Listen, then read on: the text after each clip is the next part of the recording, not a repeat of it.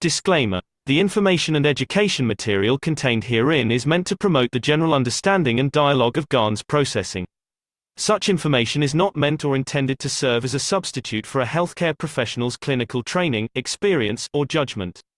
For patients and individuals, such information is not to be a substitute for professional medical, therapeutic, or healthcare advice or counseling.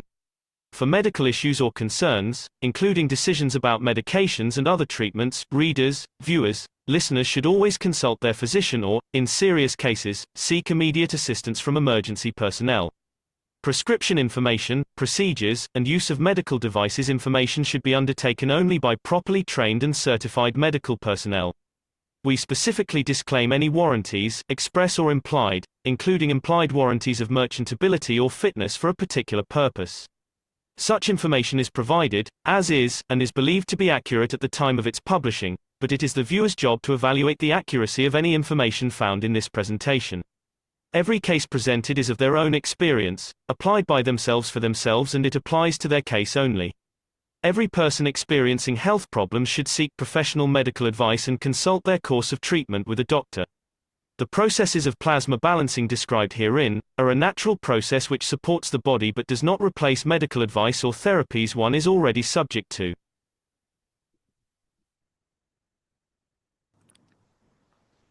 As many of you know, years ago, some 7, 8 years ago, we launched two things. One was the cash coin, and one was the universal identity card in a passport. The time has come that we bring this into reality and be in charge of it. It is not that we join other organizations, we depend on the others, but we set out to do ourselves. Set out to bring a point of change in the hand of the knowledge seekers, in the hand of humanity, irrespective of color, race, religion, position on this planet, or nationality. We are members of one nation on this planet. We are a human race.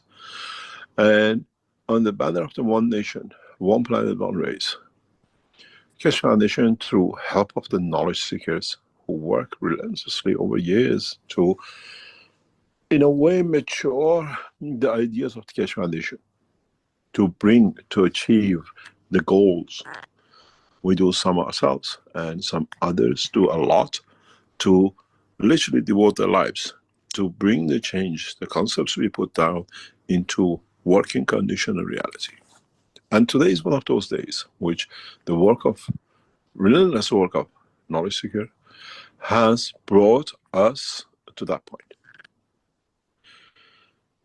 I let Rick to play the video, which we all knew some time ago and we forgot about it. And then we'll talk about what is about to happen and how you as knowledge seekers become instrumental in bringing the world peace and the unification of mankind. Go ahead, Rick, please.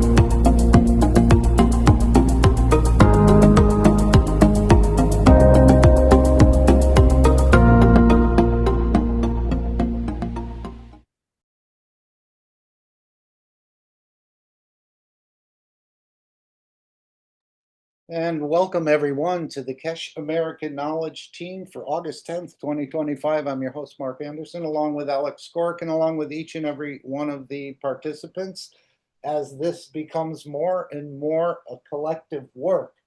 I think we'll play the entire workshop today, which is about 50 minutes or more. We'll also look into the announcements, but as we heard, what was in a way opened up a number of years ago with the coin and the ID is now coming into fruition. It's just the beginning of this process, and this gives all of us a chance to participate. And many, many good things. And of course, other additions will be added on to this One Nation network. And this is what we're setting up right now. It's internal to the Keshe Foundation, but as we start to use this system and trade within this system more and more, humanity is set to follow. And there'll be so many goodies within this store and within this offering and this technology that I don't think humanity will be able to refuse. As Mr. Keshe said, life will go on. You'll continue fishing, you'll continue hiking, but your ability to pay will be enhanced. In other words, we're all supporting each other. And this is what Mr. Keshe had said. What's in it for me is finished. And now it's about giving and joining to be part of a larger structure. So we're all been given an opportunity to support and to deliver an internal system to the Keshe Foundation, which will become a worldwide system. The rest of the coins will probably fall by the wayside, but we'll have to see.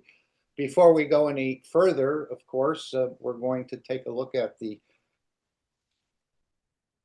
ethos of the Keshe Foundation. And of course, this is the World Peace Treaty that we often discuss. Again, mostly between you and your soul, and then it extends out into the family, into the neighborhood, into the city, into the state, and into the planet, and across the universe, where we all become very peaceful. Even those perhaps in the universal community, or what we call universal community, there may be some that have some issues that need to be balanced out. And we certainly know that those who have left this planet and started creation and other places also need to be balanced out. So there's still much work to do on this planet and to do across the universe, as I understand it. But the network is being set up, and this is the very beginning of it. And this is what we'll cover today: how you can be part, how you can support, and how you can enhance the whole structure of delivering and changing this planet, that it joins with the larger family. And of course, peace is one of the essence of operation, I think, in the universe. As we look with our telescopes, we don't see any wars, we don't see any jails, we don't see any factories, and it seems like a very easy place to live. Apparently, it's so beautiful that if we were given all the details, we may consider doing away with ourselves to get there. But then, of course, you're not a properly structured individual where you cannot give. So this is our World Peace Treaty. Again, it's between you and your soul. You can find it on the Keshe Foundation website. You can find it on any search engines, and this will be the document that the world leaders will sign and the religious leaders will sign as they begin to take their frocks off and the idea of kingship is over. Would anyone like to read the World Peace Treaty for us?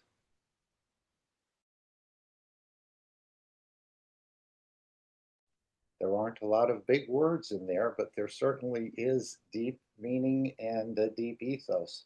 World Peace Treaty. We, as citizens of the earth from this moment on, except to lay down all tools of aggression and war. We shall never think about getting involved or incite war or develop or use any tools of war on this planet or in space. And to this we all agree and swear with our, you can delete as appropriate, our nation, our territory, our council, our religion, our city, our town, our body, and our soul. Simply put your name, signature, again, very standard, on behalf of the nation, the territory, the council, the religion, the city, the town, or as an individual. Have it witnessed, and after signing this treaty, be proud to display this certificate wherever you consider being important to you, that everyone can see and know your ethos to fellow men and the mankind in other created beauties of the Creator.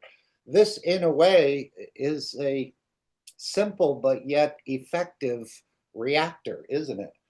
I think people, especially at the bottom, after signing, be proud to display this certificate that everyone can see and know your ethos. So there are fields you're embedding into this structure, I think, and as people see it, again, something perhaps is triggered within them, that they will pick up this flower of peace and carry it and extend it. And this is the whole idea. And of course, we haven't had the ability to create peace on this planet because I think the fields and the environment does not allow it. There's a shortage here, which forces us into this position of killing and destroying others. But with the technology of the Keshe Foundation and what's happening to the soul of this planet, the sun is also involved, kissing the child or the earth. In a way, it's creation and elevating it or perturbing it to release more energies into the environment that we start to absorb. More and more people will become enlightened and become peaceful and understand more and more about the creation and the process of creation. So this is a whole process that's coming into play, and this is what we're going to cover today about how it's going to be delivered. Mr. Keshe said he spent his life developing this, and now it's up to the knowledge seekers to pick it up. And if you can't afford a system, that's okay too. You can donate for other people to receive systems. Many knowledge seekers don't have the funds, and even within the United States, we see people are not paying their car payments. They're falling behind on their credit cards, so there's not a lot of money out there. But with this system, which we'll cover later today, it actually pays for itself within a year, and then that carries on through a lifetime or however long these systems will be up. So it's a beautiful time. Humanity is not aware of this, but as the Keshe Foundation and the knowledge seekers start to operate within the system, humanity will come on board and find out that this is a system that respects humanity, elevates humanity, and is here to serve humanity. And as we saw with the Keshe coin and what's stamped on the side of the Keshe coin, we are here to serve and not to be served. We're going to be like little suns in a way and radiate out these energies and enlightenment to others. So thank you all for being here. We appreciate your time, your attention, and your support to the community. Let me just change something over here if I can. I see Gail has joined us, and let's just bring her in as a co-host. Thank you, Gail. Any comments on the world peace and how it's going to be delivered? Mr. Keshe is calling the plays. We have a manager that's, again, one of the best in the universe as a universal teacher. He's not coming here with hat in hand, but the plan has been laid out through his lifetime and centuries before by the universe's universal council, the plan for this planet, and this is the way it's going to go. So we may see things change or it may expand. I'm not sure. As we know, sometimes things are blocked, but as we continue developing this network, and it will be first on the, let's say, the current internet system, but as cosmic ray antennas get delivered to different people in different locations, not everyone will have a cosmic ray antenna, but this will connect all the systems together without even power, as I understand it. He said this is the way we've learned to work through the Twinity systems and the cosmic ray communication bundles and other methods, as you saw feeding within the workshop. I think it'll be a very much standalone system, but many more things will be added to it. Apps are going to be available in the store that'll be activated, and where you could receive power as energy, you could receive food, and everything is going to become equalized in a way on this planet, that the smallest nation, it's almost like the way the Senate works. Each senator has a vote, and each state has 2 senators, whether you're from a tiniest state or you're from the biggest state. And this is the way it's going to work with these coins and the other things that'll be given to governments to promote peace. And as he said, the more peace is promoted by a government, the more they'll be given to progress this process overall. And we'll show you that shortly. The unit that's being available, it's called a One Nation Network.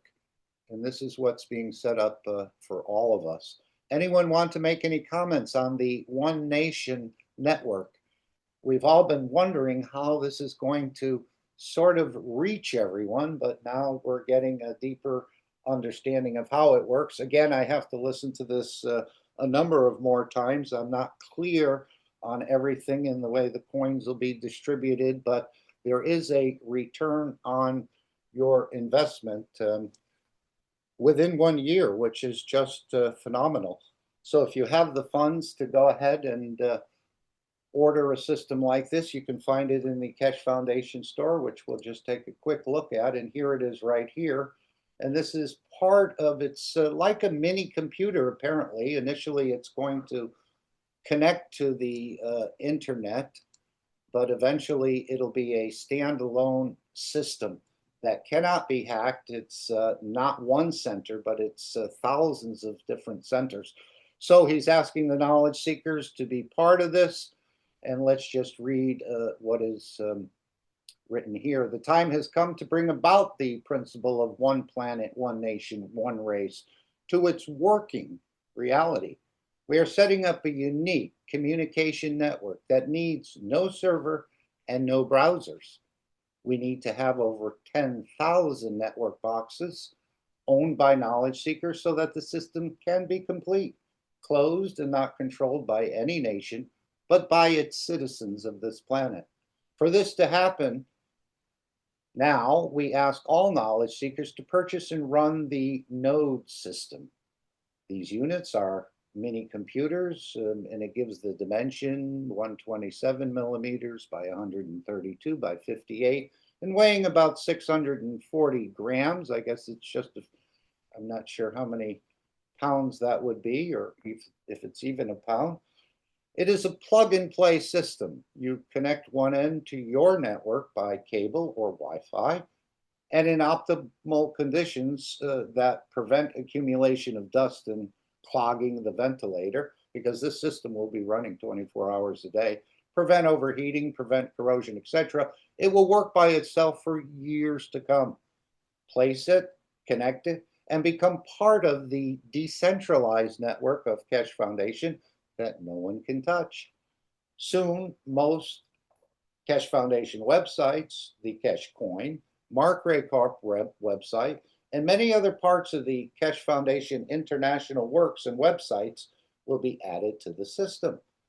To own this system, the price has been set at 2,000 euros, plus shipping and taxes, with the difference that every month for the first 2,000 buyers of these units, you'll get paid 0.2 Keshe coins as repayment for you allowing the system to run.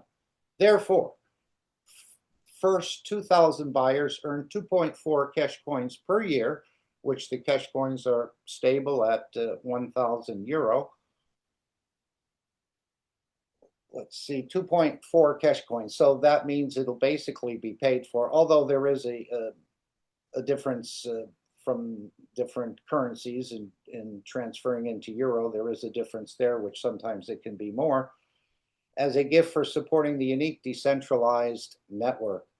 You earn back what you paid in 1 year, and for the rest of the years, you have a system operational for helping the humanity to mature for unity and peace.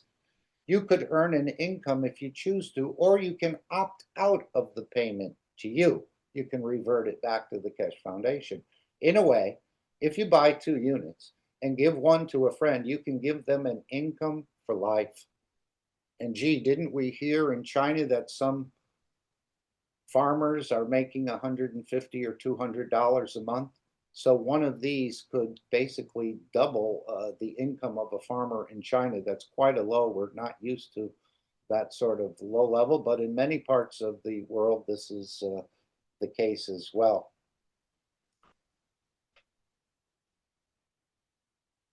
You give one to a friend. Okay, you can pay for your unit, and you can choose to donate a unit to those that cannot afford and can benefit from it.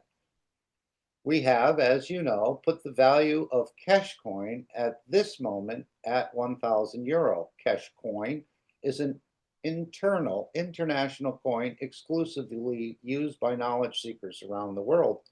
The unit has nothing to do with your present employment you might have at home and does not communicate with none of your systems.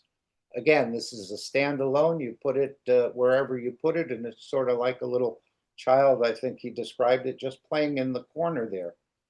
The system is secured and has a warranty for 24 months and can be replaced freely for any damages with the period of warranty. Therefore, reason for these facilities are that the units in due course will be equipped with universal antennas, which have been developed by Keshe Foundation, and they are already in use in some of the systems provided by the Keshe Foundation. These new systems need no satellite and no computer connection. All systems are connected to each other to make a universal network and planetary network. One Nation network is built and given out to support the wish of Keshe Foundation of enlightenment, of bringing mankind to world peace. So we were all wondering, I was wondering how they were going to reach everyone. This is just the initial steps of setting up, in a way, an alternative method or an alternative system or a decentralized system for the Keshe Foundation. And then as we start trading in it, as I understand, more and more of humanity will come on board. You want to be fed without glyphosate? You may want to consider being fed this way. I know we just heard a bit of a story about glyphosate, but even within the United States, these chemicals and other things cannot be processed out. They're actually in the baby food, and our authorities are aware of this, and I believe they're detrimental. So with this system, you can feed yourself just with pure fields. As he said, you want fish and chips on the moon or New York or some other place in the universe, it will be all the same. You won't actually receive the fish and chips. You'll receive the pure energy of that fish and chips. So this is a beautiful way to introduce and to sort of get the ball rolling. The ball has been rolling. These announcements have been made years ago, but the time is now to bring it out and to, in a way, mature it into its fullness, which may take a number of years to do. But again, we're here to serve and not to be served. So this is the offer from the Keshe Foundation store. And if you can't afford a system, which many of us can't, you can make smaller donations. You can give your energies to the Keshe Foundation. You can spread the knowledge of making people aware that there's, in a way, another system being set up on this planet that they can enjoy. And again, it's for the betterment of humanity as a whole, to bring us all into this permanent, peaceful condition that we can join with the larger family. And this process is not unique to this planet. This has been going on around the universe for millions of years. Apparently, there is a flaw in some of the creation or the souls that created, as we've heard, and they've had a wrong streak or a killing streak. And even the soul of this planet, as I said, is getting perturbed to release more energies. We may see it as a danger. I don't know if it'll be released through volcanoes or earthquakes or other ways, but this becomes part of the atmosphere of this planet where we absorb those energies and become enlightened. Anyone have a comment on the One Nation Network? We'll hear more as we go into the workshop, which I think we should play, and we can comment on it if you have questions on it.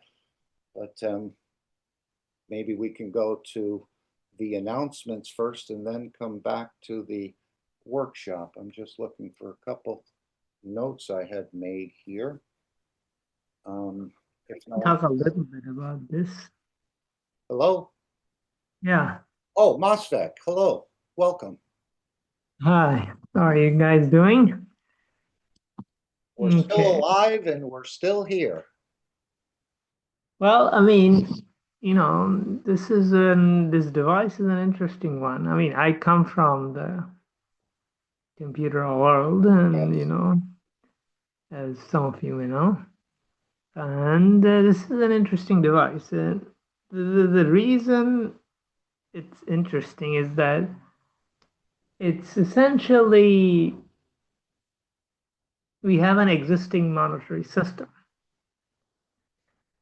And then, you know, at one level, the monetary system is energy exchange, which is the people put on their work, they earn money. With that money, they buy whatever things they have been doing for so long. So this is our existing monetary system, or you know, some may call it slavery system, but we can choose to name it in whatever way we want. The basic idea is that it entails a lot of suffering. So because we are being exploited for not being able to provide all the energies necessary for our survival. So this is the current end of things, how things are going on. And this device essentially is bringing us to the new monetary system. I call, you know, if you, I mean, look at it from an economic systems point of view, and then it's essentially the new banking system. This proposal, this device that we are talking about, it's a decentralized banking system owned by the people. Now, if you look at, you know, our existing economic models done by the economists across the planet, they, in all their modeling, they don't have banks in there, because banks are considered to be just, you know, getting from money from one person and giving it to another. But that's not really the case. So bank gives loan in various ways, and some are useful, some are not so useful. There is, you know, you can go into I can go into the detail of how, but I won't here. But some loans, you know, I'll just summarize it a little bit. You know, some loans that are given to people for creative work and investment in people, and they put the labor of, you know, creating a business and all that to advance the economy. And this, we see example of this in China. Rapid progress in China happened this way. The other aspects of it is that essentially giving loan for buying assets that are not being used this way, just like land and things where you cannot gain money by, you cannot create wealth by providing effort. It's a static.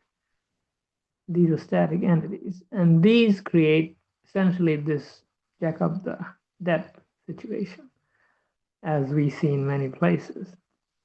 Similarly, if you do it for the consumer part, then you create inflation. So, you know, there are these. I'm being very succinct in what I'm saying, but what we are with this system we have the backing of the technology. Essentially, the asset is the knowledge base of the Keshe Foundation, which is being used to produce new items. So this is the transition economy we're moving to with this device. It's a banking system. That's how I would. But the banking system is different from our existing setup in the sense that it is not centralized. And the bank benefits everybody, which are the knowledge seeker at the beginning, but it will be more than that. So this is the intermediary step, which in the end will completely go to an energy-based system, such as, feeding us, doing our health and other things, and even may power the propulsion system of, flying device or whatever else there is. But, it plugs into our existing internet, but it also plugs in the plasma communication way, and it can transfer energy plasmatically in various ways.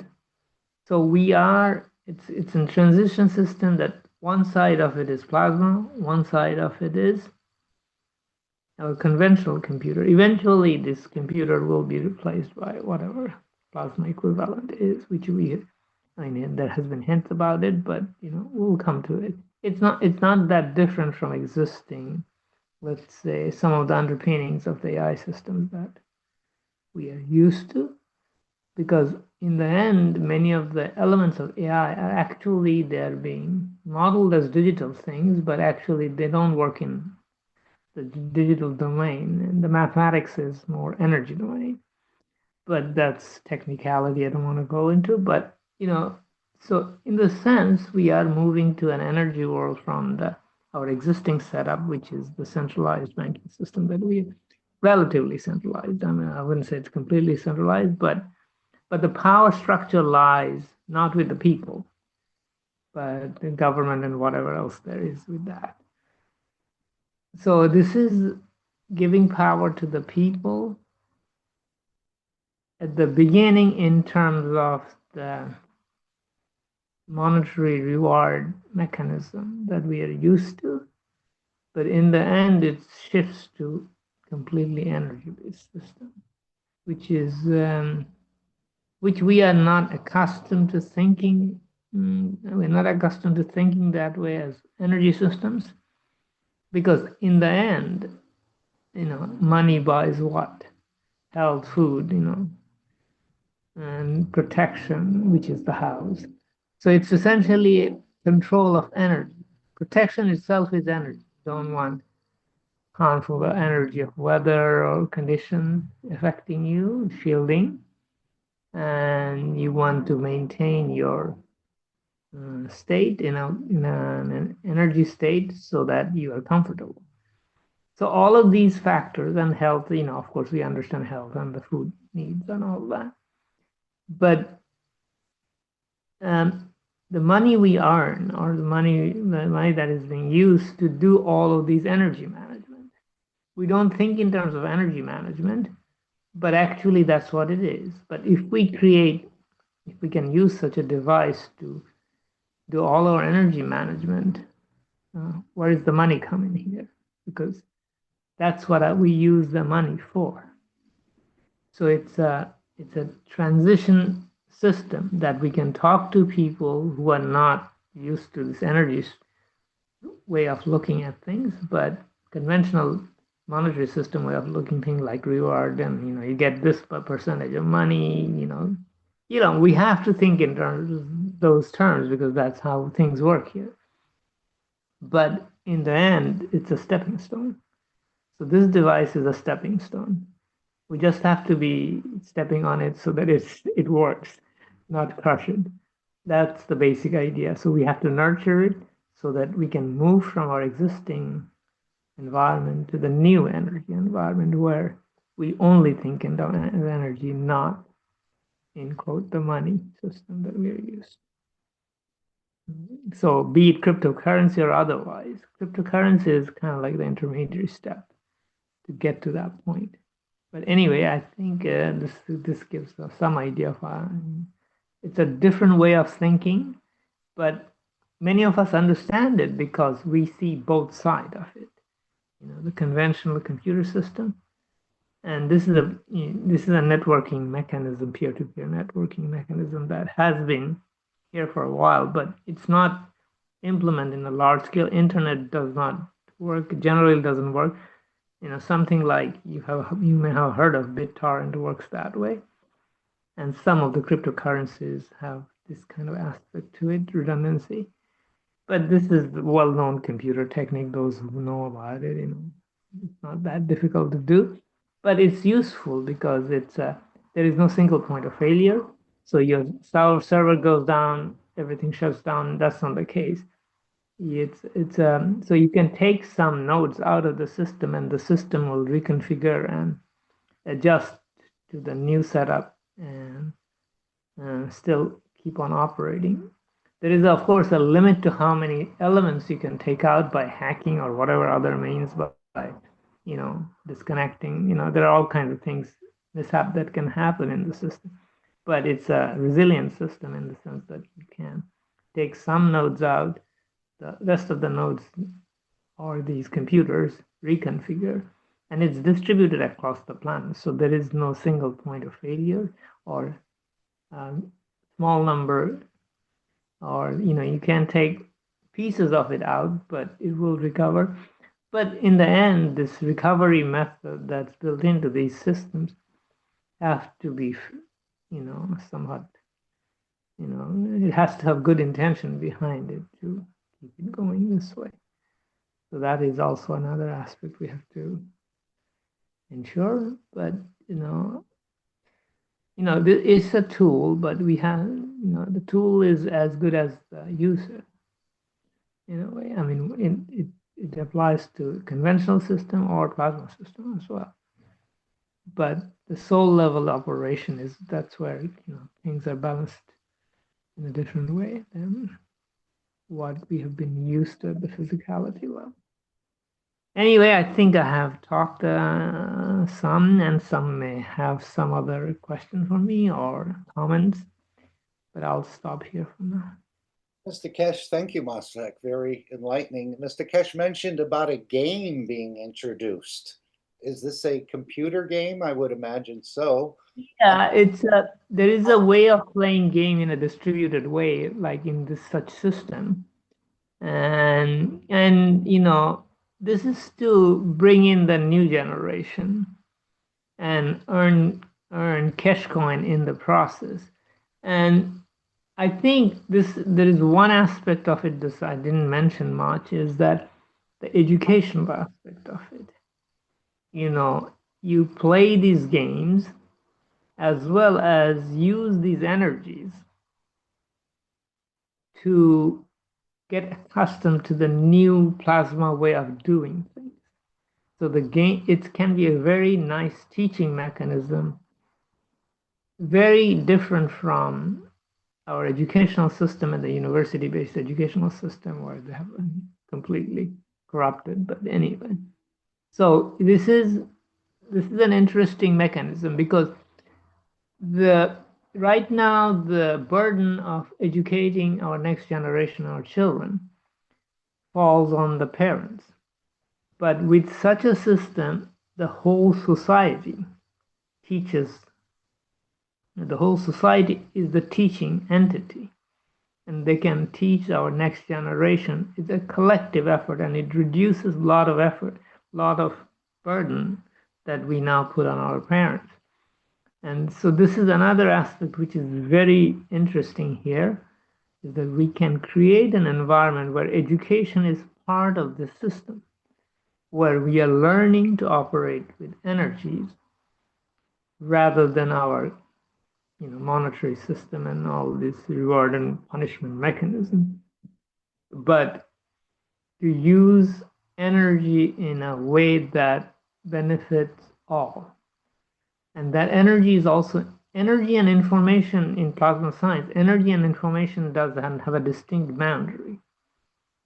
You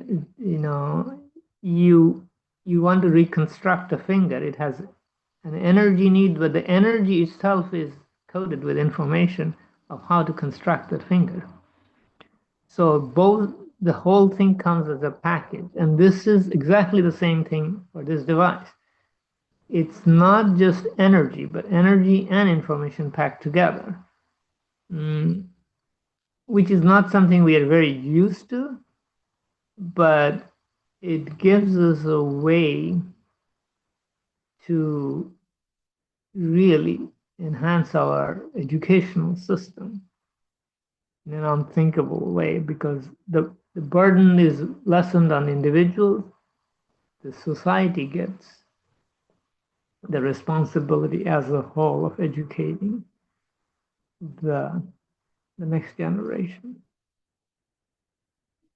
So anyway, this is a very interesting. Thanks for Mark for bringing this up. This whole game and other things associated with that whole.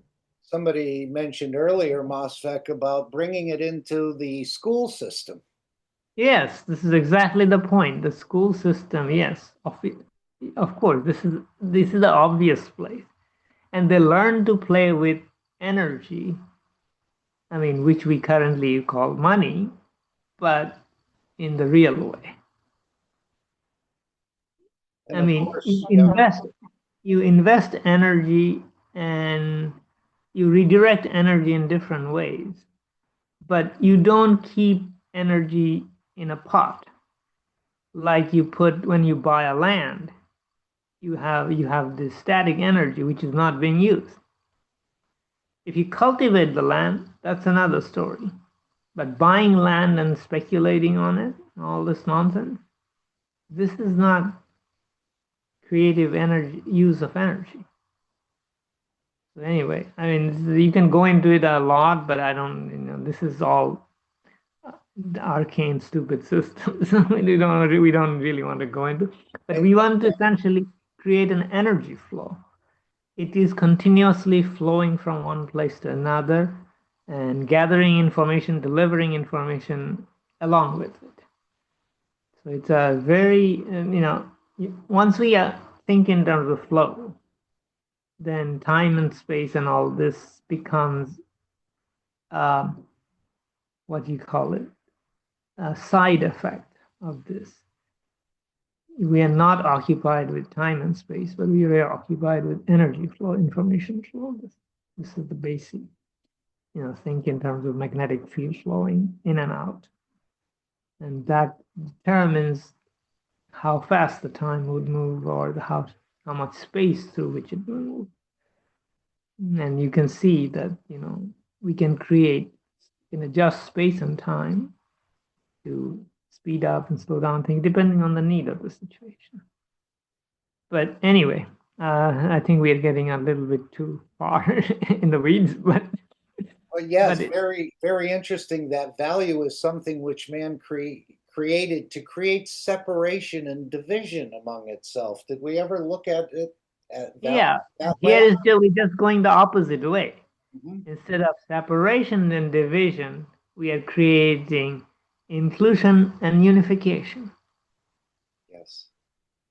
It's completely the opposite way. Then he says, now you understand, we will not change the process of humanity. Man is still go fishing. Man still goes hiking. Man still runs a factory. But this time, man pays with the effort and support of every man on this planet. You're not going to need a lot of funds to live a beautiful life. And this is what's being set up.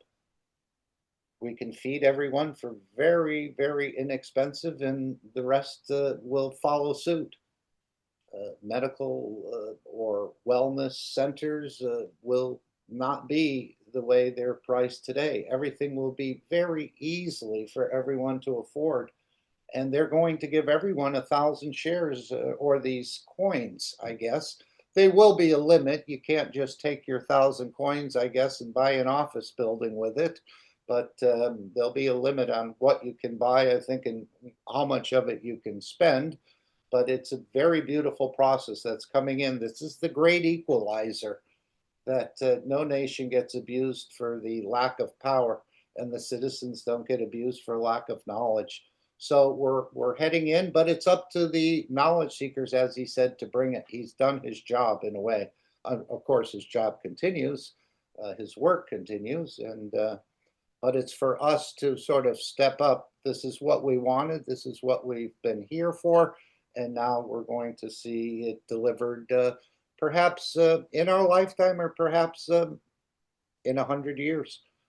We'll see, but this is the ground floor in a way of setting up a one nation planet as humanity all becomes equal, and we can all, other things are going to be added into the system as well. The transfer and the transmutation and many things will be added on. The whole Keshe Foundation website, the Knowledge Seekers Workshop, the papers, the books, everything will be put eventually on the system. But we have to get it up and running, and this is what he's asking all of us to do, or at least contemplate doing.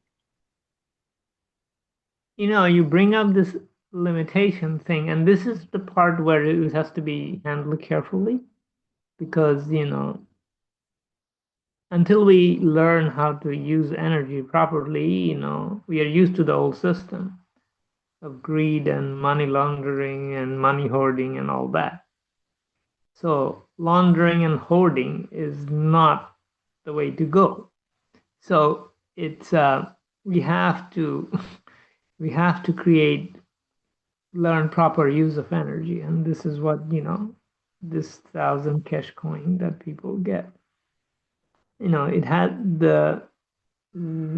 is there, and it's helpful for the next generation, but until we are properly attuned to this new environment, there's limitations that will be imposed using various biometrics that Mr. Keshe went into.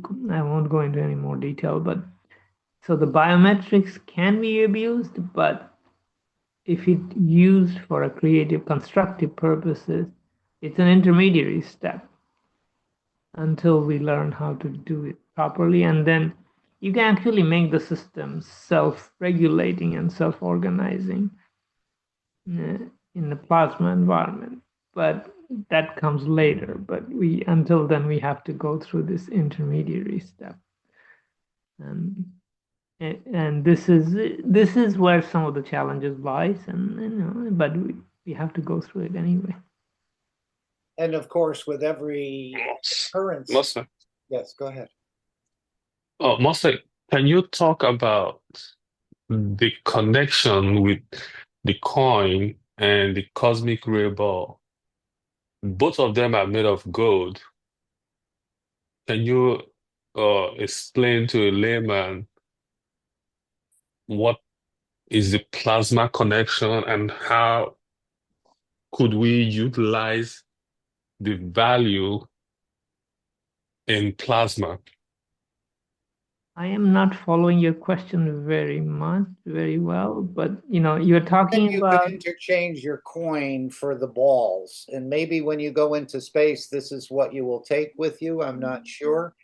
No, my question was the Keshe coin and the cosmic ray ball. We are required to buy those or to own those. So to a layman, as a knowledge seeker, can you explain to me the connection with the Keshe coin and the cosmic ray ball and why I would find it? Huh? My question is cosmic ray ball part of the system? Yeah, Mr. Keshe mentioned it. I thought it was a separate unit that you hold, and you know, but I don't remember Keshe mentioning anything about plugging in cosmic ball, but cosmic ray. But cosmic yes, ray unit can be plugged into the system. Yes, that I know. But these balls, I don't know what role they would play in this system. But cosmic ray, I can see what the connection is. If you decide I want my backing of my coin, which I bought from Keshe Foundation, we give you the Keshe Cosmic Ray material. You can change it anywhere.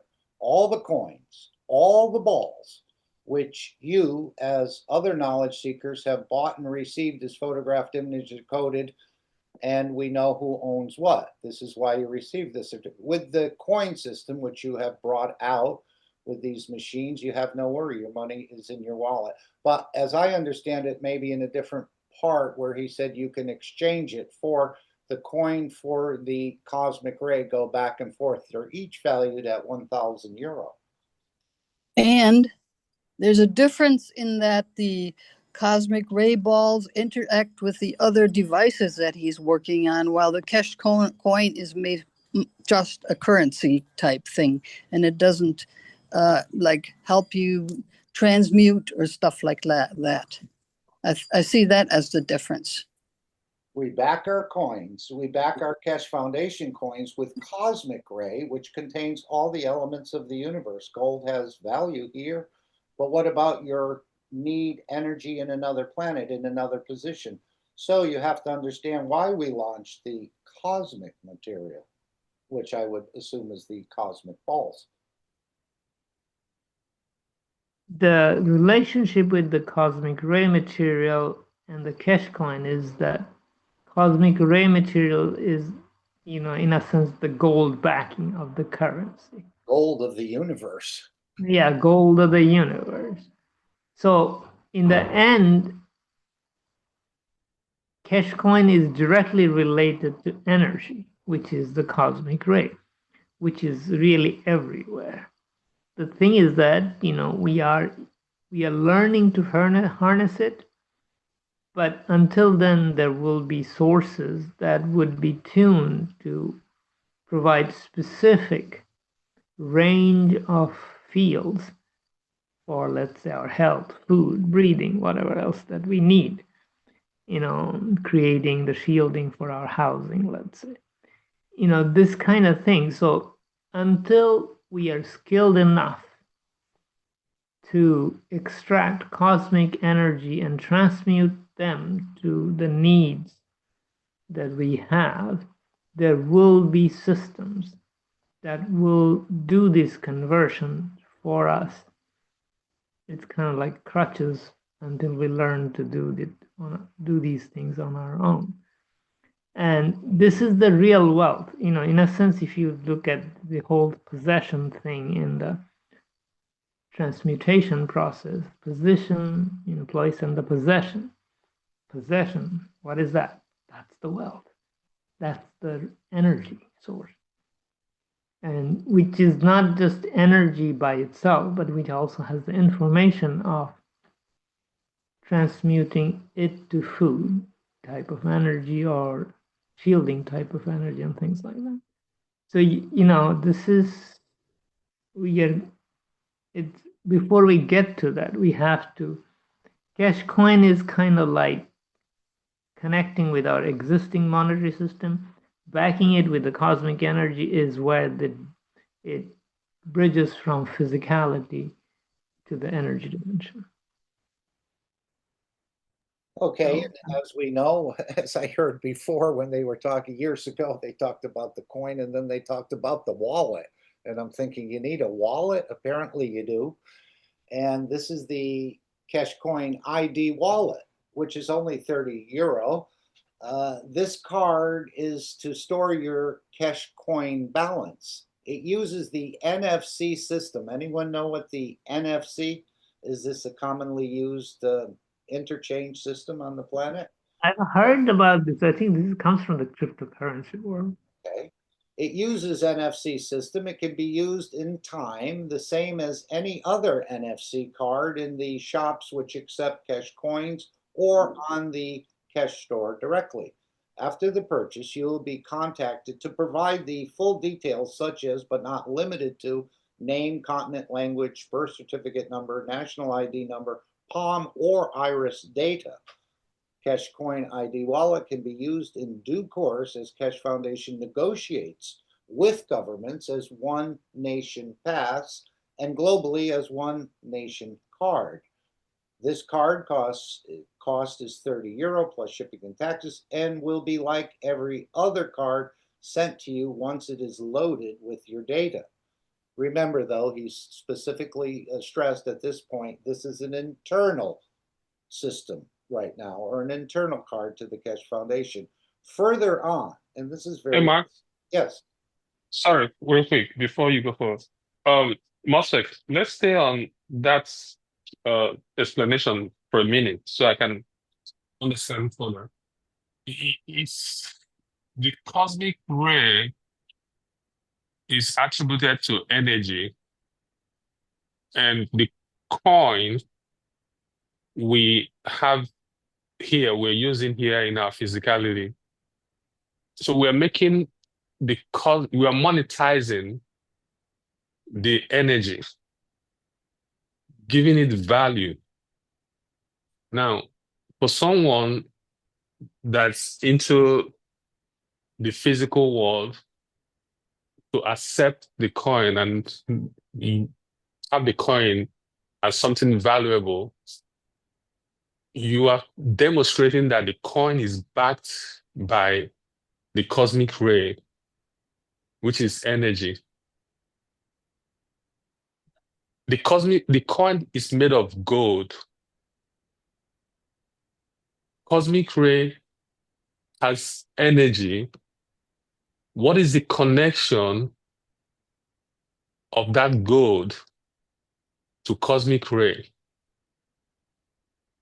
that will Well, at make? this point, yes, I mean, I understand your dilemma.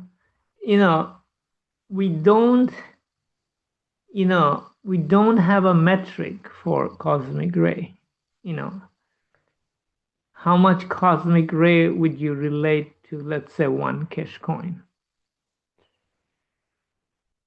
So this is what what I think you are referring to, as I understand it. Yes, yes. Yeah. So and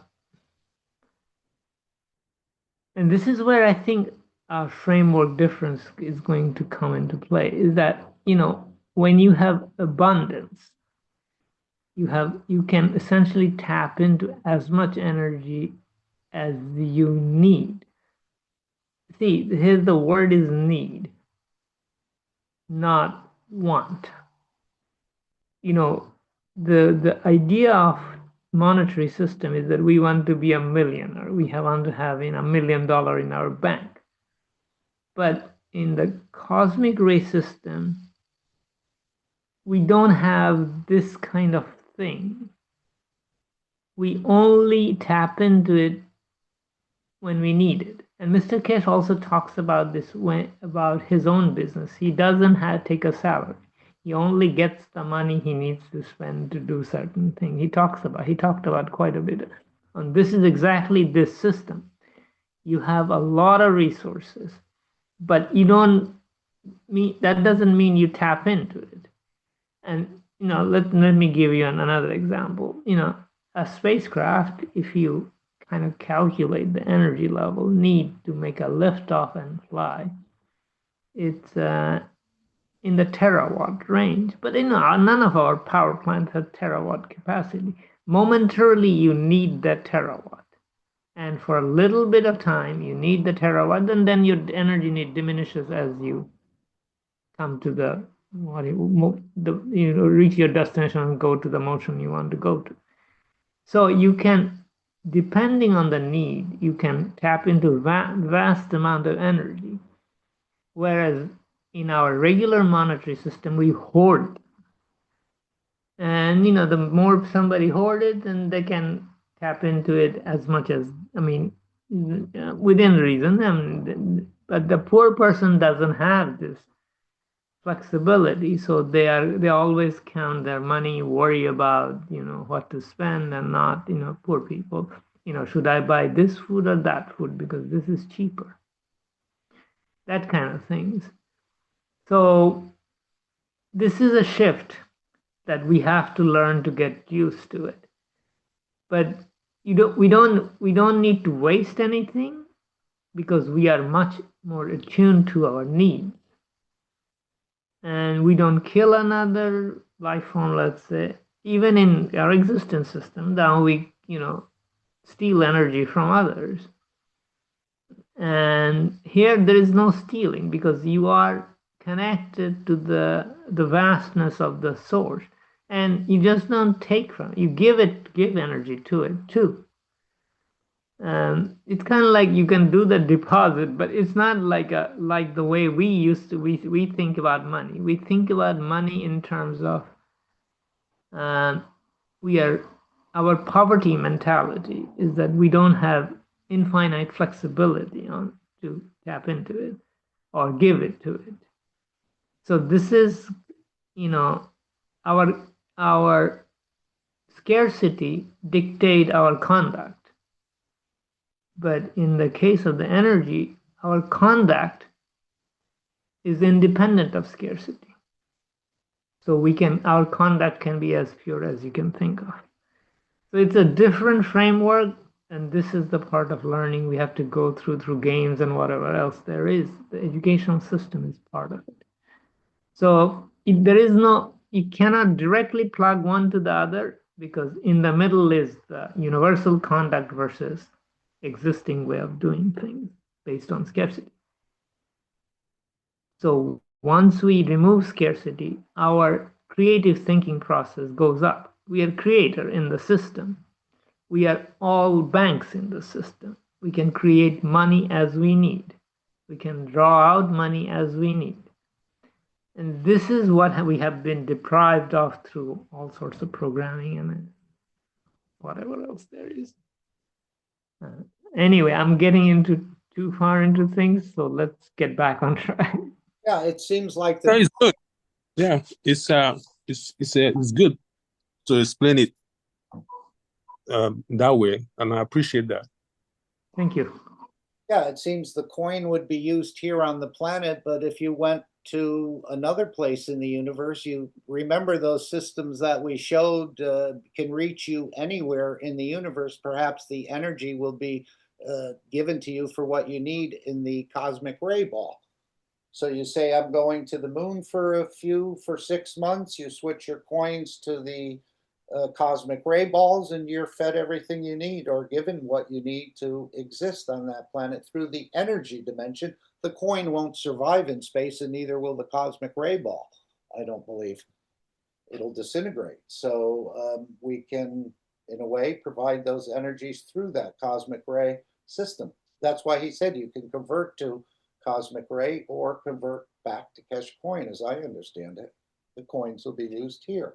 The cosmic ray will be used in the energy dimension. Perhaps. I'm just speculating. But as I was saying, every coin, whether it's the Keshe coin or others, needs a wallet.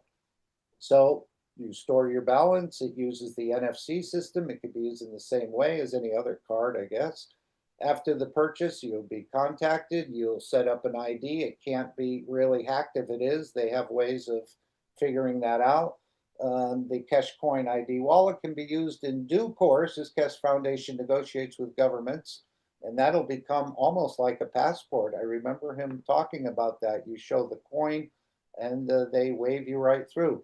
The card costs 30 euros. We covered that, plus shipping and taxes. And it'll be loaded with your data. Further on, a new game, which is developed for the Keshe Foundation Protection of Peace, has been developed. So this is for the protection of peace.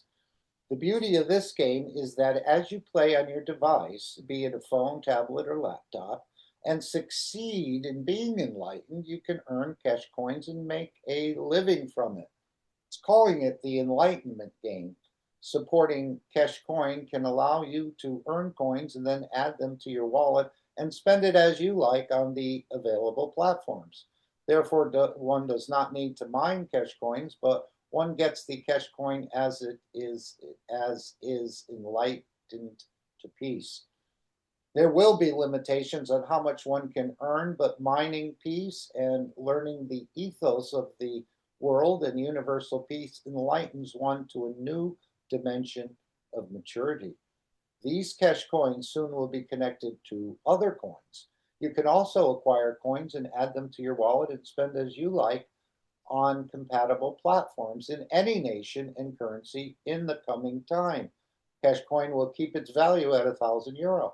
We strive to keep our promise of world peace through new technologies, and soon all those who work or deliver services for or to Keshe Foundation collaborators will have options to be paid in Keshe coins, be it from wages to holidays. Previously bought Keshe coins can be requested to be transferred to its digital form after 2026. To acquire the Keshe coins and have them added to your wallet, please go to the web page, and it gives a location here, which you can find on the store. Be it a decentralized coin, we give a guarantee that if coins are lost or stolen and can be proven, you will be given new coin. Therefore, opposite as it happens with other crypto coins, no one can lose their wealth and coin. This is correct way for the ethos of peace and the unity that we strive to create. Even decentralized, we keep full track of all coins at all times, and those who abuse it will be blocked from the network, and they will never be able to rejoin the network. There are many other facilities which over time we release that make Keshe coin universal coin. Then you can even use it in space. The Keshe coin is internal Keshe Foundation group coin, and at the moment it is not a cryptocurrency public coin. In future, part of the Keshe Foundation income from its activity with Mark Ray will be shared with all the Keshe coin holders according to their number of coins. The Keshe coin will be backed by cosmic ray materials like presently gold does with earthly governments' currencies. Therefore, the Keshe coin will be backed by technology, solid materials, and income from global operation of Keshe technologies by individuals and governments. This is only for the wallet, and it does not include any coins. Perhaps we should go to the announcements. Any other comments so far? Thank you, Ike, and thank you, Mosfek. I think we'll go to the 602 to the announcements and hear what Mr. Keshe has to say, and then if we should have time to at least do part of the workshop together. And again, maybe systems are running in the background. He talked about this process will continue. And whether it's there or not, we just need to become more familiar with this whole process that's going on, and that we're all a part of it as you choose. As he said, only peaceful men will join with this network. Only men of peace, I think he said, will join. Their hand up again. Yeah. Okay, please continue, I guess. Not much. I think I've said enough. I created enough headache for you knowledge seekers. You wanted a change, and the change is on the table. And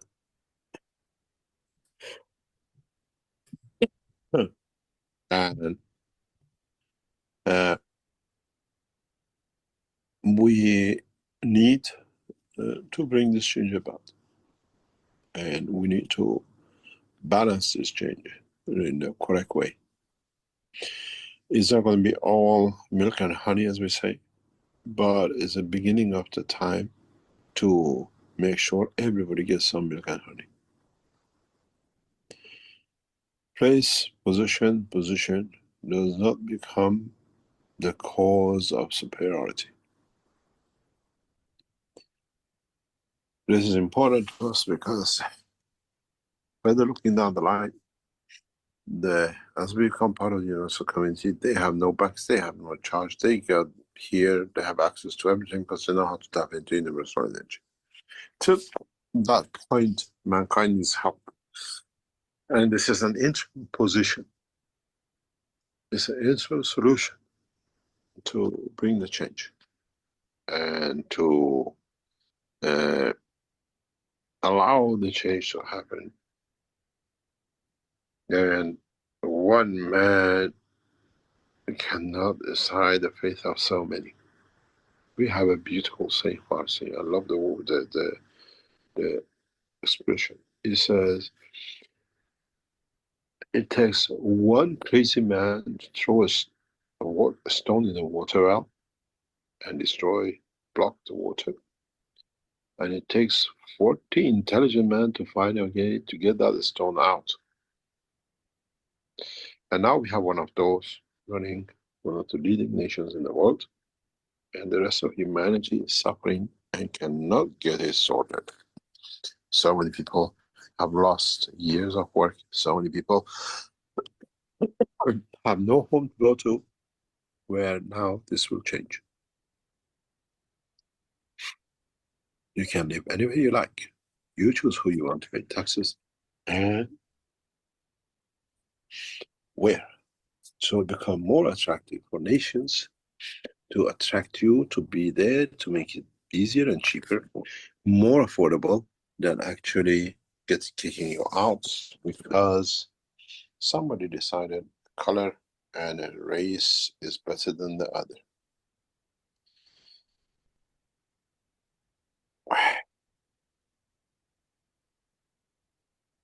Is there any question I try to answer regarding this technology and this new development? Don't forget,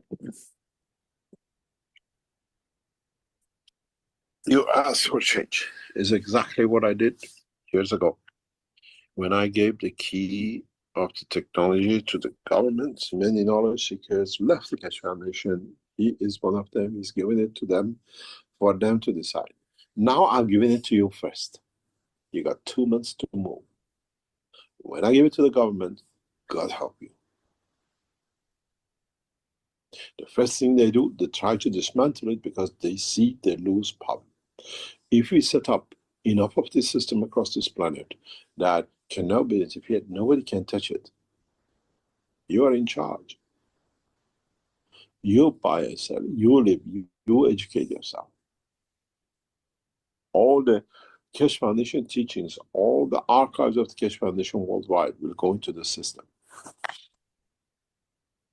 You'll find out in maybe a year time, you need to upload it, upgrade it, add additional, what they call it, memory bank to be able to house everything which is getting loaded.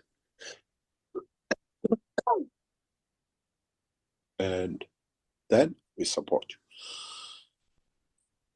more and more.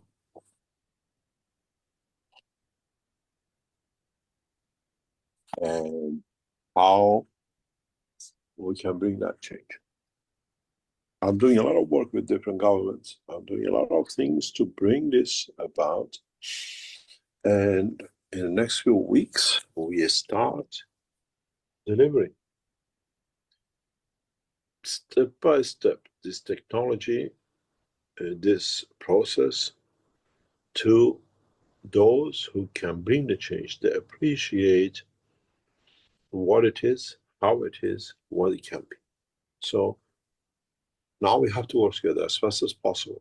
We need at least 2,000 of these units in public around the world. Don't forget, it's a good investment, 10% return on the capital. And at the same time, if you hold the system for 10 years, the valuation on you paid 2,000 euro will worth 24,000 euro. Because every year you receive that 2.4 cash coins, which is valued about 1,000. Give it a gift to your son, to your newborn child, and put away without you doing anything further. The investment of cash coin, and when he grows up, when he's 18, he has 72,000 in his bank, and he's done nothing. He just paid 2,000 for it to start.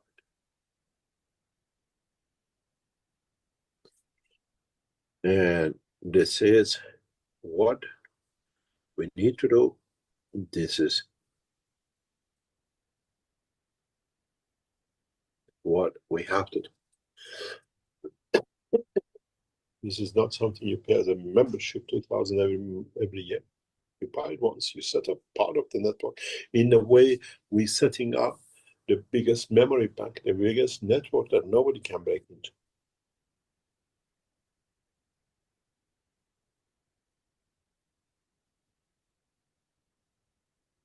And you have created an investment for your generation. If you buy 10 of them and you put them in 10 locations which have got nothing to do with each other.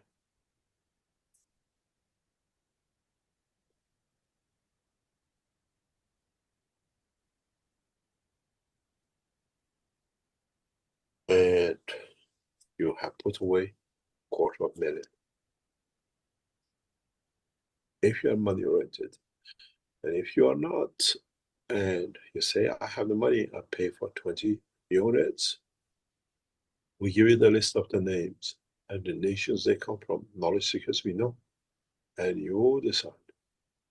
Give them a lifeline, and you give a chance for humanity to become untouchable to all these craziness we've seen, especially in the past 6 months.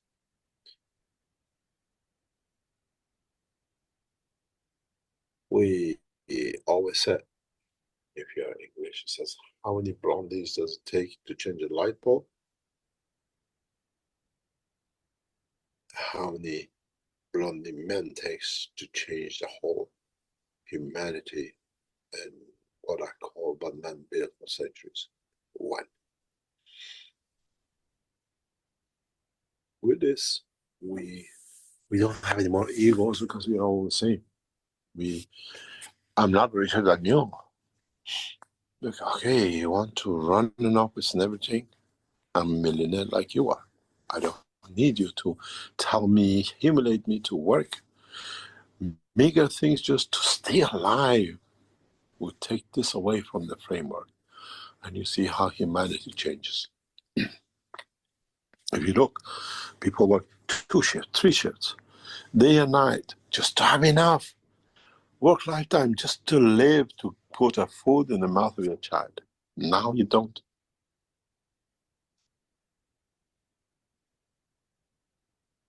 That time is over. And I promise, by the time I go, I change the humanity, and this is the beginning of it. I'm not doing it. Everything is done. All it is, you have to apply it.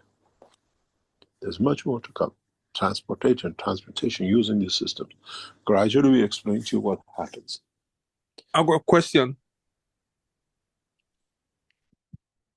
So it seems like the foundation needs like $2 million to roll out this equipment. Now, of all the knowledge seekers, if we divide that and do a crowdsource, how fast could that be?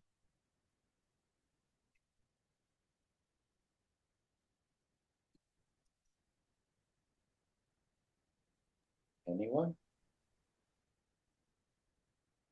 Because we have all the language speaking, we have all the knowledge speakers. I think we should be close to, or more than 4,000, 3,000.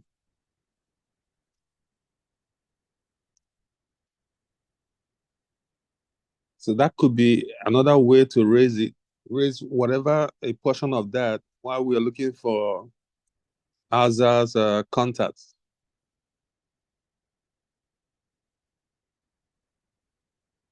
That's just an idea I'm throwing in. Okay. Yeah, source funding, crowdsource funding may accept you. I'm not sure how that works. I've never used that or donated to that. But again, it's he's leaving it up to us as individuals, but I do like the idea.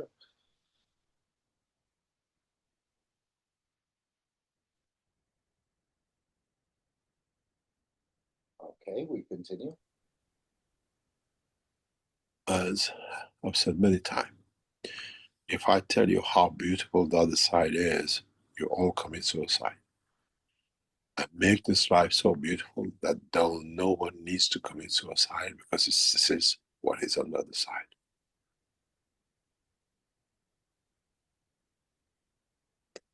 So I leave it to you. You decide how you play the game of your life. But don't blame humanity. Go to your government. Say, we have 10 million people in this country. We can get $1 million.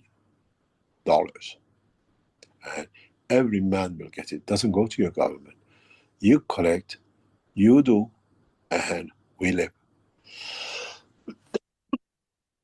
You remember when I gave the key freely to the government? The first two were difficult, and then we couldn't stop. Every day, every week, we had a call from one government and one embassy.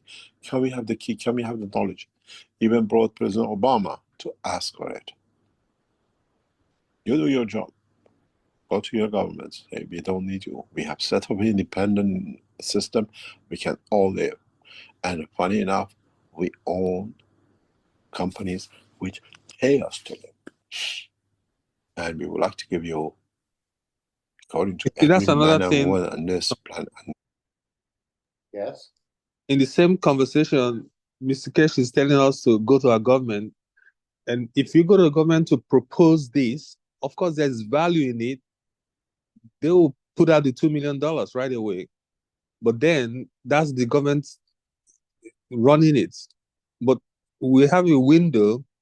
So why going to the government yet? At least let's exhaust the 2 months window before getting the government involved. The way to get the knowledge seekers to get it, we can do crowdsource, we can do,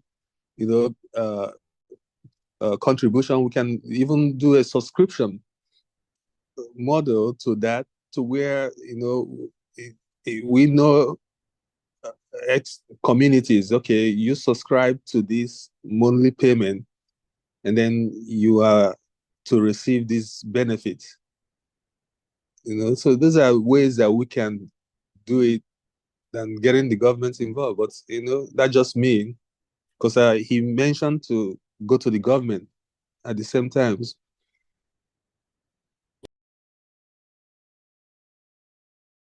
Any other comments? Just a suggestion. I think the governments are in the background. They certainly are fully aware of the Keshe Foundation and its operation. And I believe some governments on this planet may go ahead with that as they see the struggle in their nation, at least for leaders that aren't so off base, let's say, and care more about themselves than the citizens. And that may be a few at this time, but more and more will come on. And as he said, the nations that promote peace will be given more to spend more. And the nations that promote other things, it won't work out for them so well. Okay, thank you. May I add? Please. Yes, I was of the same opinion, Ike. But the bottom line is that we pay for the government, and we're not demanding enough. I mean, let's face it. If you went to work and you had that kind of performance, I think you'd get fired very soon. And we don't have the capability of firing our government at this point in time because they have also infiltrated the checks and balances. So we need to restore our rightful claim to our government because we pay for it. So when you pay for it, then that's half the contract. So it's up to them to deliver because they have agreed to accept the money.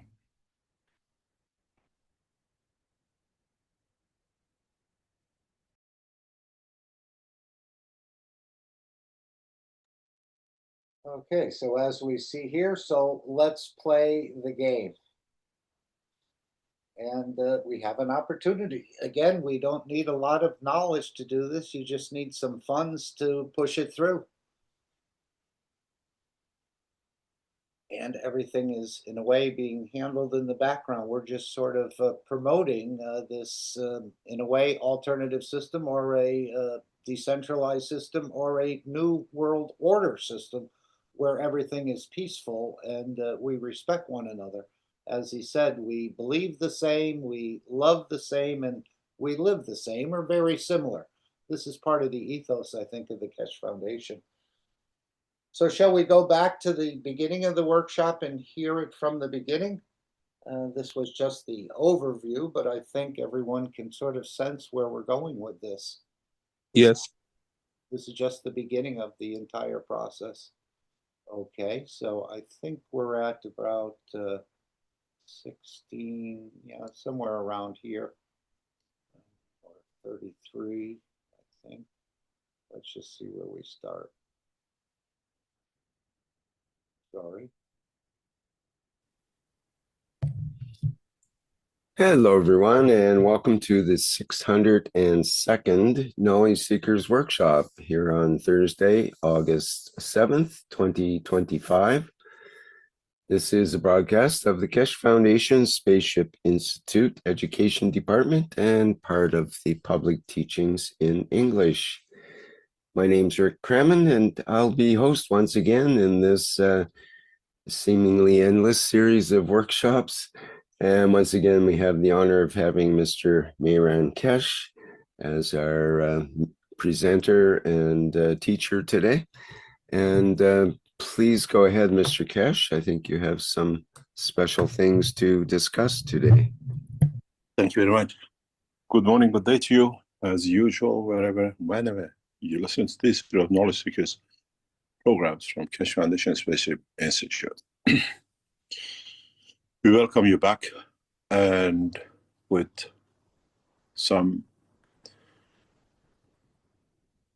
joy and anxiety and some pleasure and some reservation, today we will not teach the process of the time, but we teach how the process of time has brought man to the point of valuing and living, and what can be done and what we promised to do over past years. And now we have reached that point, that critical point of starting gradually to bring what we laid out years ago, and you're all familiar with it, to come into operation gradually over next years. As you all know, we do a lot of work. We do a lot of developments. We bring a lot of ideas and we let it nourish and flourish. And gradually, as it's run its course and it's developed, we see the pitfalls or whatever, we start using it, applying it, and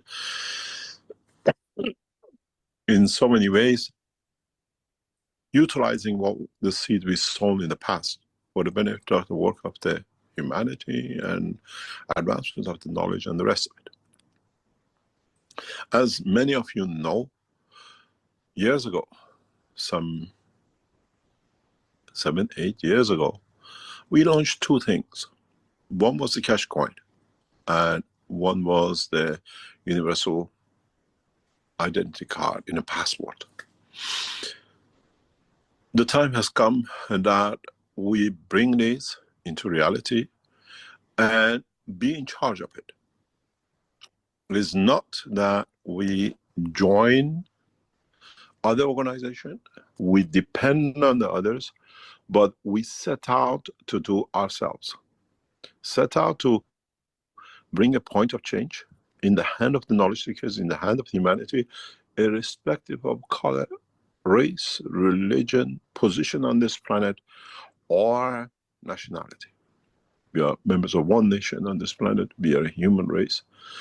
And on the banner of the one nation, one planet, one race, Keshe Foundation, through help of the knowledge seekers who work relentlessly over years to, in a way, mature the ideas of the Keshe Foundation, to achieve the goals.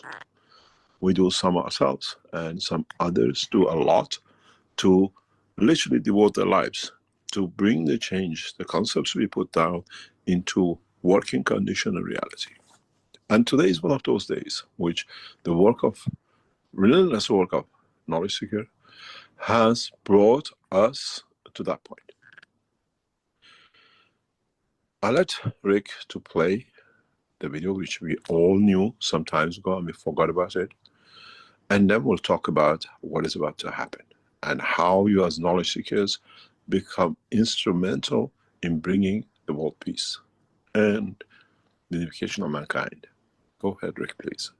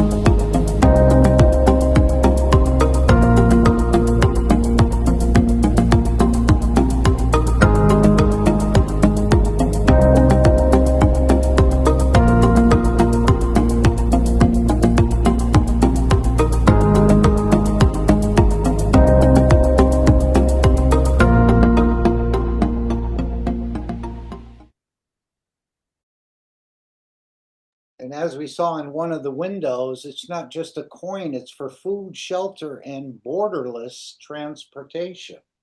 Let's continue. I'll bring back the transcript.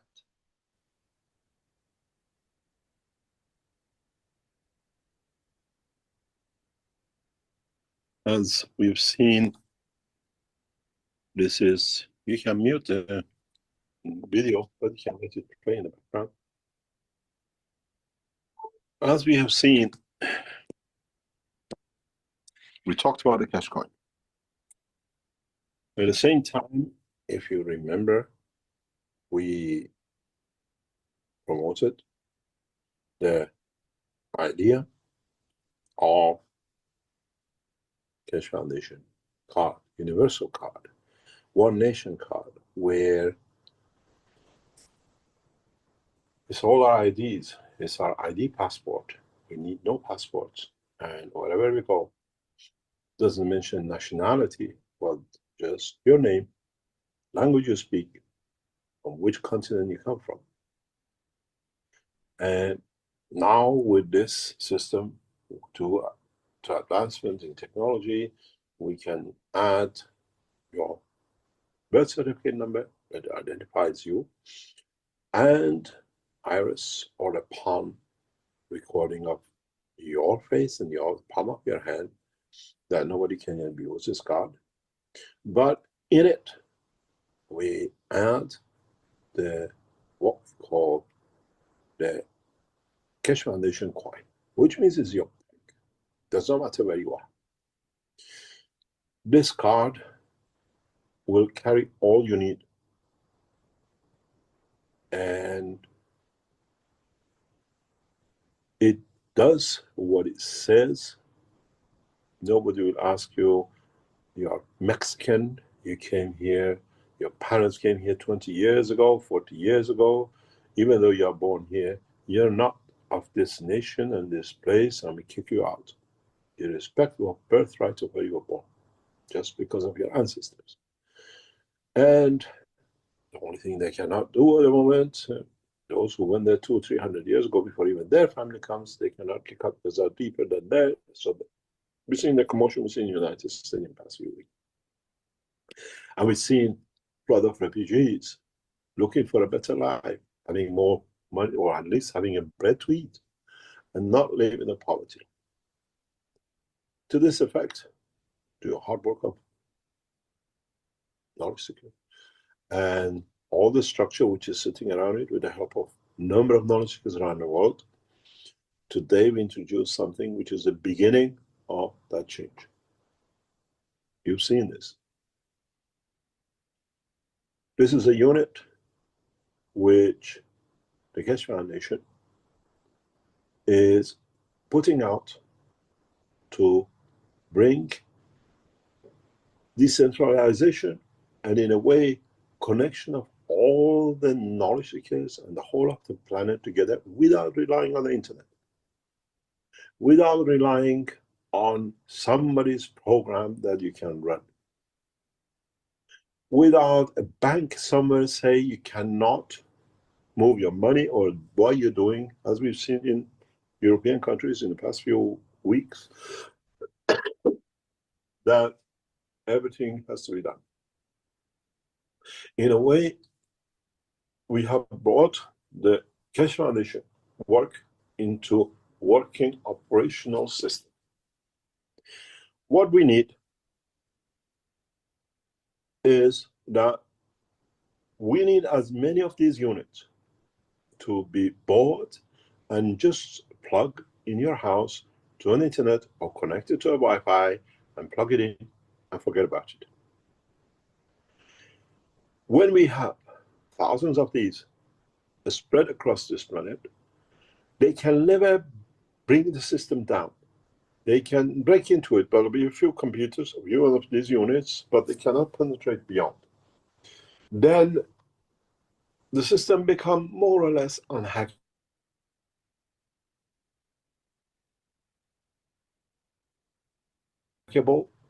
Theft becomes, other things become absolutely impossible. But it needs all collaboration of all the knowledge seekers. We need thousands of these to go across this planet. These units will be equipped with a system that the antenna system will connect all the units across this planet and beyond this planet. Which means you're on the moon, you're on Mars. Let's say you want a bar of Mars bar to eat. You want the energy of it on your mobile phone. You use your card. A card has been developed that literally like your credit card, you swap on your mobile phone. You swap on the system which is there and is paid for. Deduct it from your cash coin. Deduct it from your investment.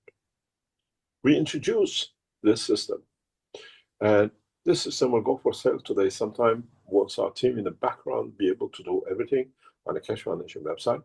We need to have not one or two, it's impossible. We have to reach at least 1,000+ units that we can switch the system on. The beauty with this cash coin, which comes controlled with a card you carry, which is what we call your wallet, the coin wallet,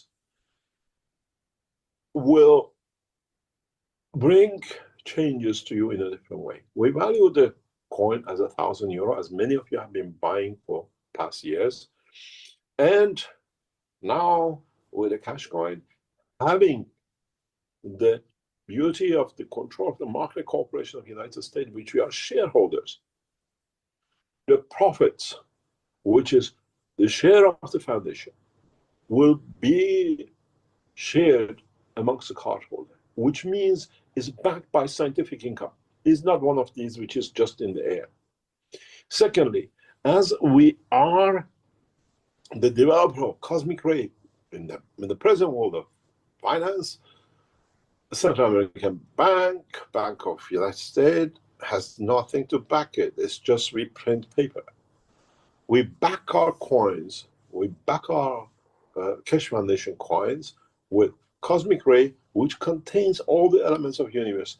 Gold has value here, but what about you need energy on another planet, in another position? So now you understand why we launched the cosmic material. Ike, does that make your question a little clearer? We use our coins, we back our foundation coins with cosmic ray material, which contains all the elements of the universe. But what about you need energy in another planet, in another position? Now you understand why we launched the cosmic material. Right, and that's with a knowledge, not for novices, with knowledge that out there, away from this planet, there's still value, to be appreciated. And that's the sensitization that we need. And then what Mosfet was describing explained it much way better for me. Because when you have conversations with people and tell them this is our future outlook, and you can invest in this, there's value to this, and that's where it's going. The concept of having value in energy and living as we are living on this physical world and still getting that appreciation in energy dimension is valuable.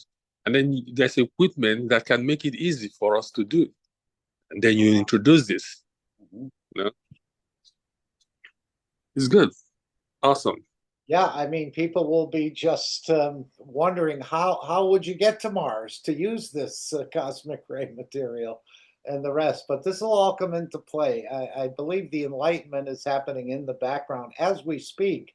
And this is going to be stepped up more and more, that more people will, almost without question, accept what's being taught here and understand it as well, because their soul understands it. If you decide, I want the backing of my coin, which I bought from Keshe Foundation, we give you the Keshe Cosmic Ray material. You can change it anyway. all the coins, all the balls which you as knowledge seekers have bought and received is photographed, is image coded, and we know who owns what. That's why you receive the certificate. With this coin system, which we have brought out, with these machines, you have no worries. Your money is in your wallet, it's in a credit card. It's like what you go to debit cards you use, put in a machine, deduct 1% of whatever it is, 10 cents for a chewing gum, $1,000 for a mobile phone, you just swap it. This is taking time. We have to set this up that we can bring down the processing. But at the moment, as many of you know, I know a large number of knowledge seekers who started their like Bitcoin cryptocurrency, and they lost the wallet was stolen, and everything else. And they lost everything. With the cash coin, as it's an internal coin, it's not an international coin, it's an internal and is only given to knowledge seekers. Knowledge seekers, I'm a knowledge seeker, we don't know you. You provide us the detail of everything we ask. You receive the card, you buy your coin and you add your wallet. If you lose your coin, if your coin gets stolen, we replace it. Which means for the first time, no one will lose on their coin, on the crypto coins of the Keshe Foundation, which is carried by knowledge seekers. This is not in the stock market that you can increase the price of it and make money out of it. We have facilitated, which we don't release how, we keep the price of the cash coin at 1,000 euro.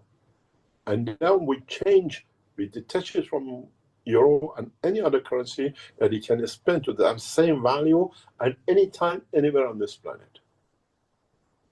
Does not matter. You're in the United States, you're in China, you're in Japan, you're in London.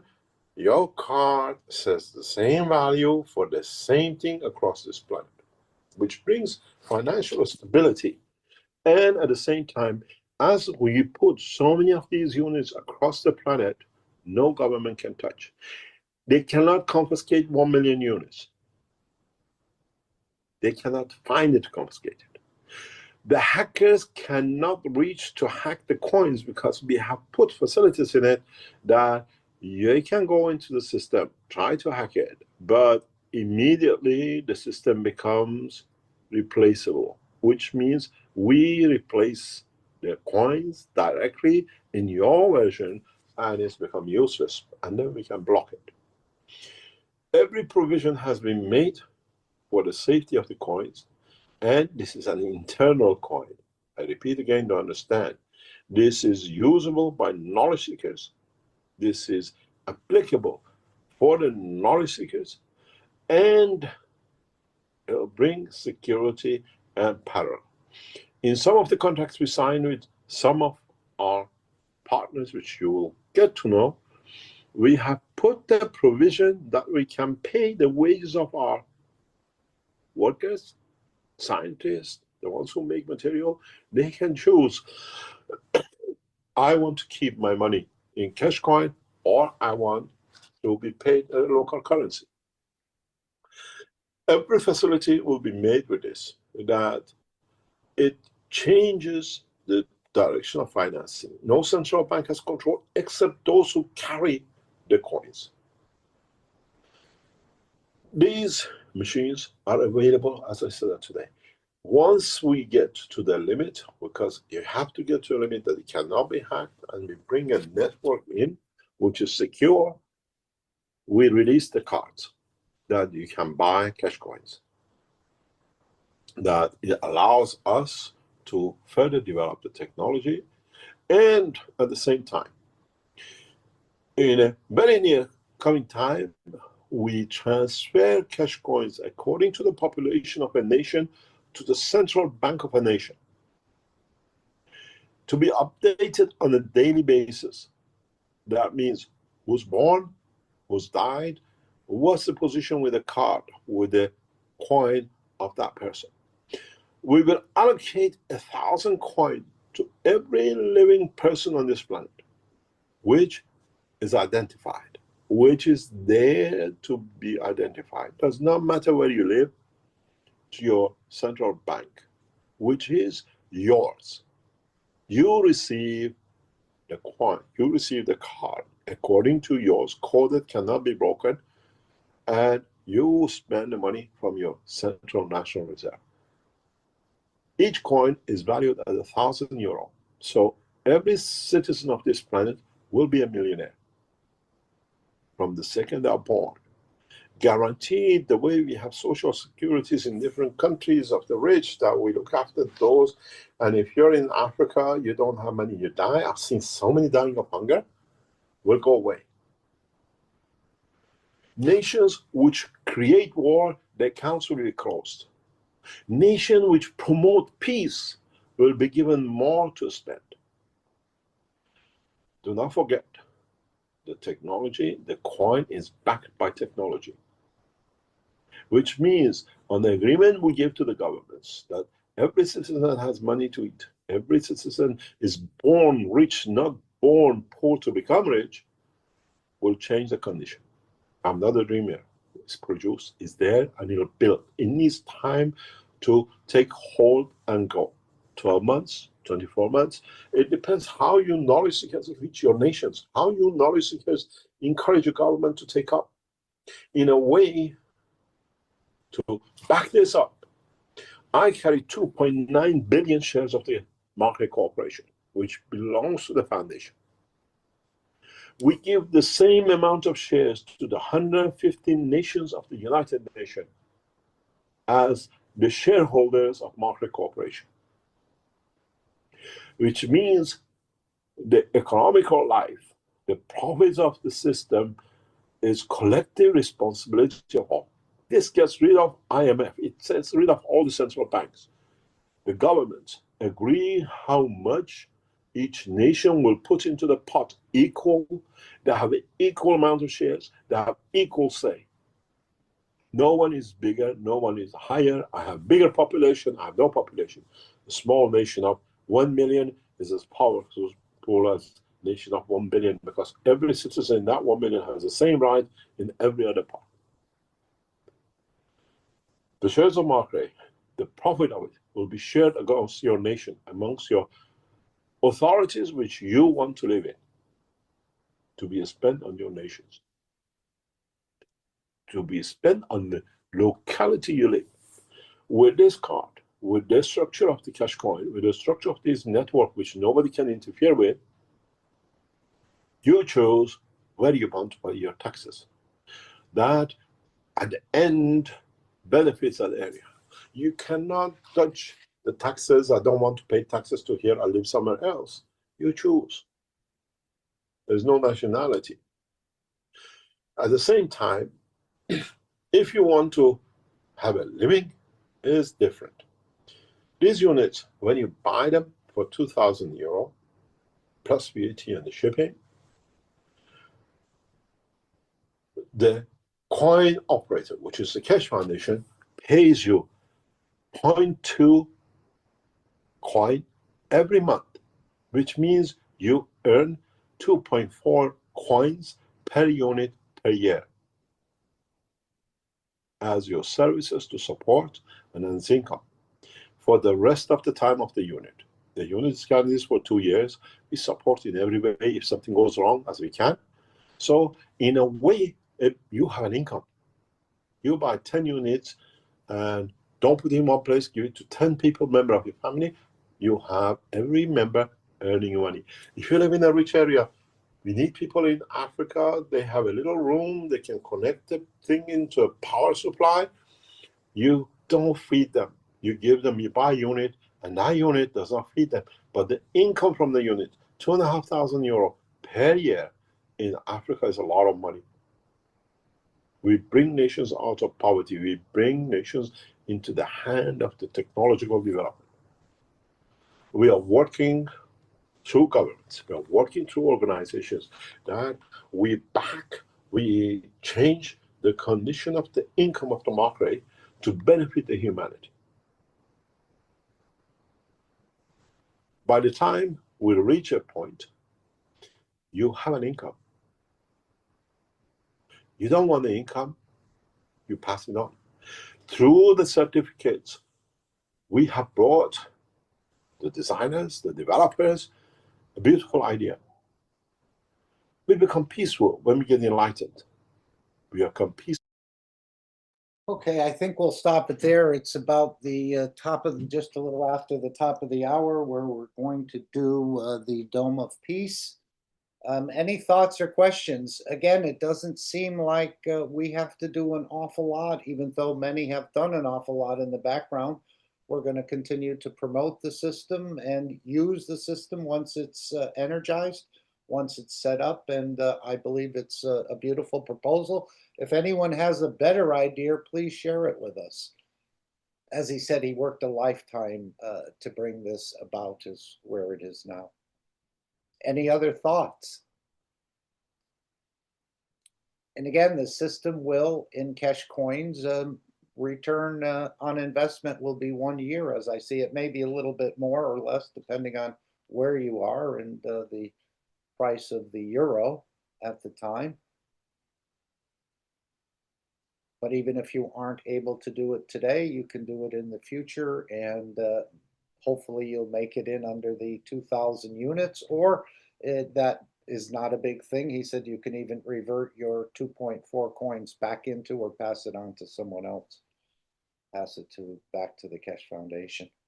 So a beautiful way to promote what we've been talking about for years, and this is the structure that's being set up. He's calling the plays, and now it's up to us to, in a way, execute the play.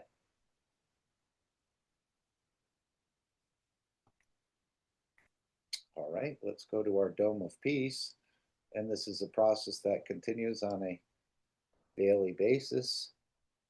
We have a couple ways of creating this Dome of Peace, although he did say maybe it's not necessary in the future to release GAN's waters, as the energies of this planet will probably become elevated, but we continue it until we hear otherwise.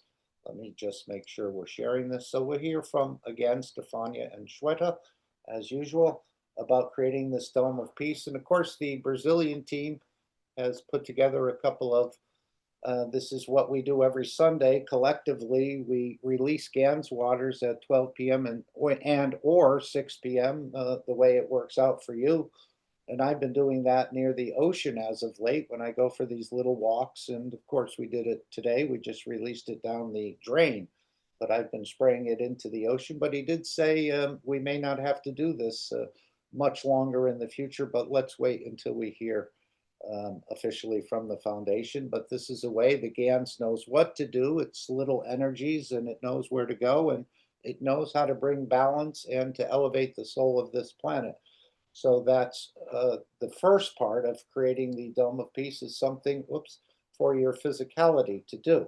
And let's hear from Stefania. I don't know if anyone want to read this Dome of Peace. Anyone want to offer? With a nice voice. For you. Okay. This is what came in and what is now become a pattern.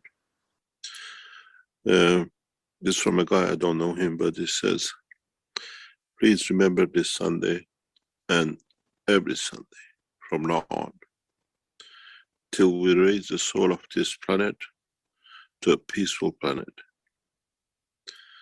Keshe Foundation knowledge seekers worldwide will spread the gas waters around the world at 12 p.m. Central European Time and or 18 p.m. Central European Time every Sunday at the same time as they choose which time to suit them.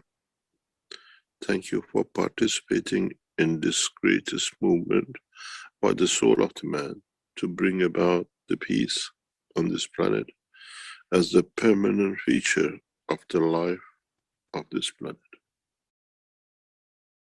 And again, it's not only the GANS waters, it's the collective work of our souls, which is the second step in creating the Dome of Peace. And of course, now we're hearing there's many more other energies that we weren't aware of, and systems that are going to be sort of brought online to help facilitate this enlightenment. And as we become enlightened, we become peaceful. So let's go to the second step of the Dome of Peace, which is using the collective powers of our reactors or our energy centers, as they say. I don't think they use the word soul in the universe, but they call it the center. Anybody wants to read the Dome of Peace? I mean, beautiful souls in here. Okay, I'll read this beautiful presentation of Dome of Peace. And the Dome of Peace is already here. All the knowledge seekers, truth seekers, lovers of humanity has built it in a way, spreading the guns, loving each other as shareholders. So I will read this as please remember, every Sunday from now on until we raise the soul of this planet to a peaceful planet, Keshe Foundation knowledge seekers worldwide will spread the Gans waters around the world at 12 p.m. CET and or at 18 p.m. CET every Sunday at the same time, as they choose which time to suit them. Thank you for the participation in this greatest movement by the soul of man to bring about the peace on this planet as a permanent feature of the life of this planet. Mr. Keshe suggests we add the next step to create the Dome of Peace with power of the souls, as we have already going through this with the 2 eyes. And we ask you to spread the Gans waters each Sunday. Now we give you a new path. Now try to unite each other's souls.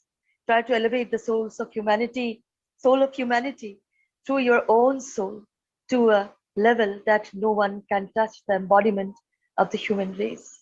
So beautiful. Choose a time where all of you come together on the soul level in a state of inner calmness. At that time, don't spread the water of Gans, but spread your soul. Unite, and in time, we will make a new race out of the soul of man.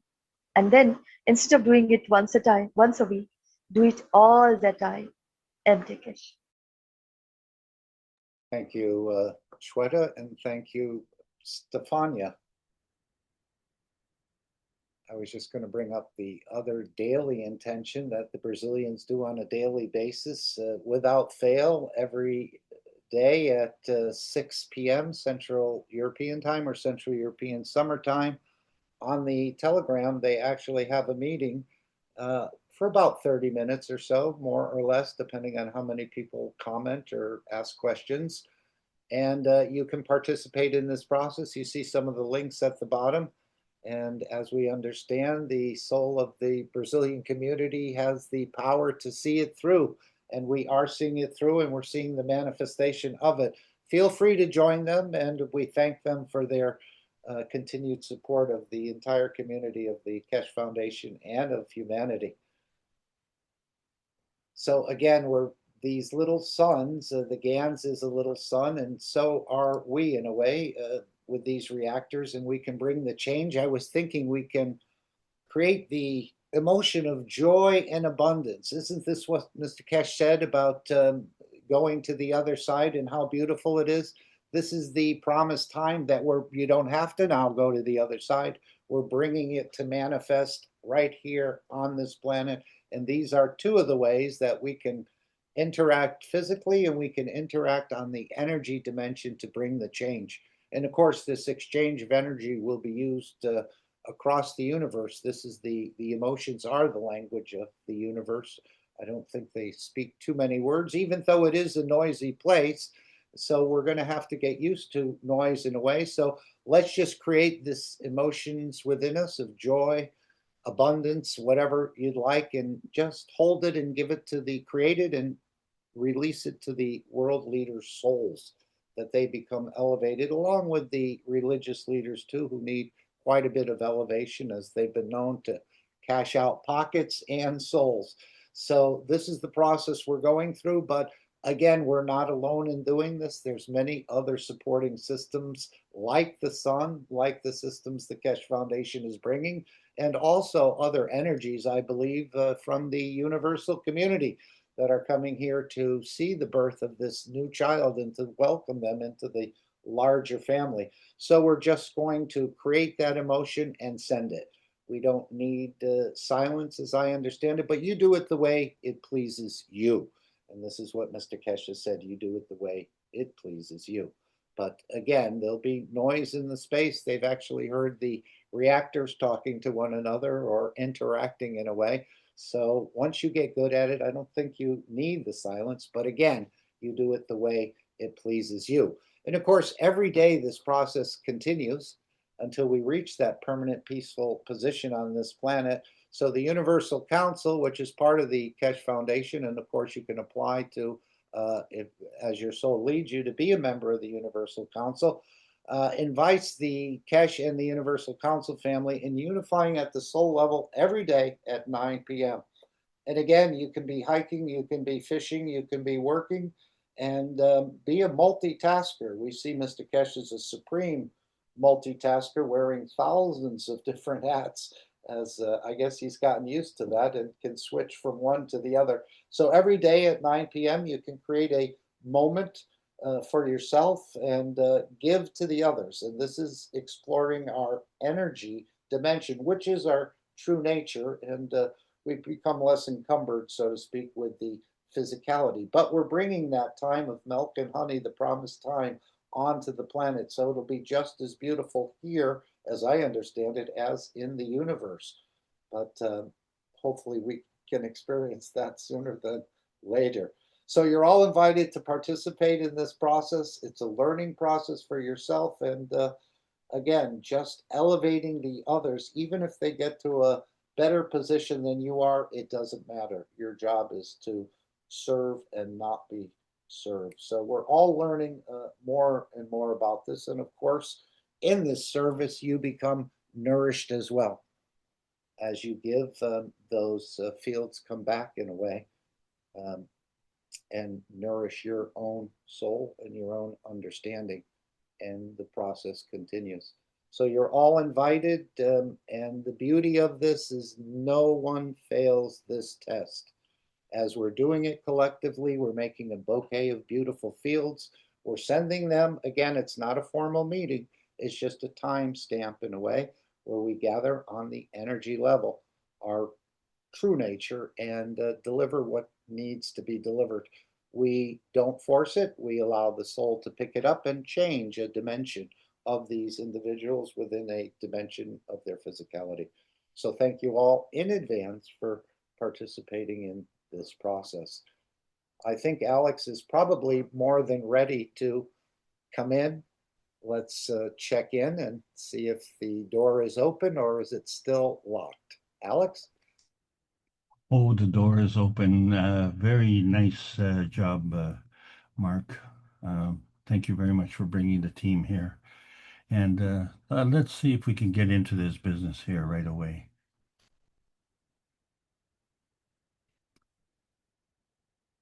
Disclaimer: the information and education material contained herein is meant to promote the general understanding and dialogue of GAN's processing.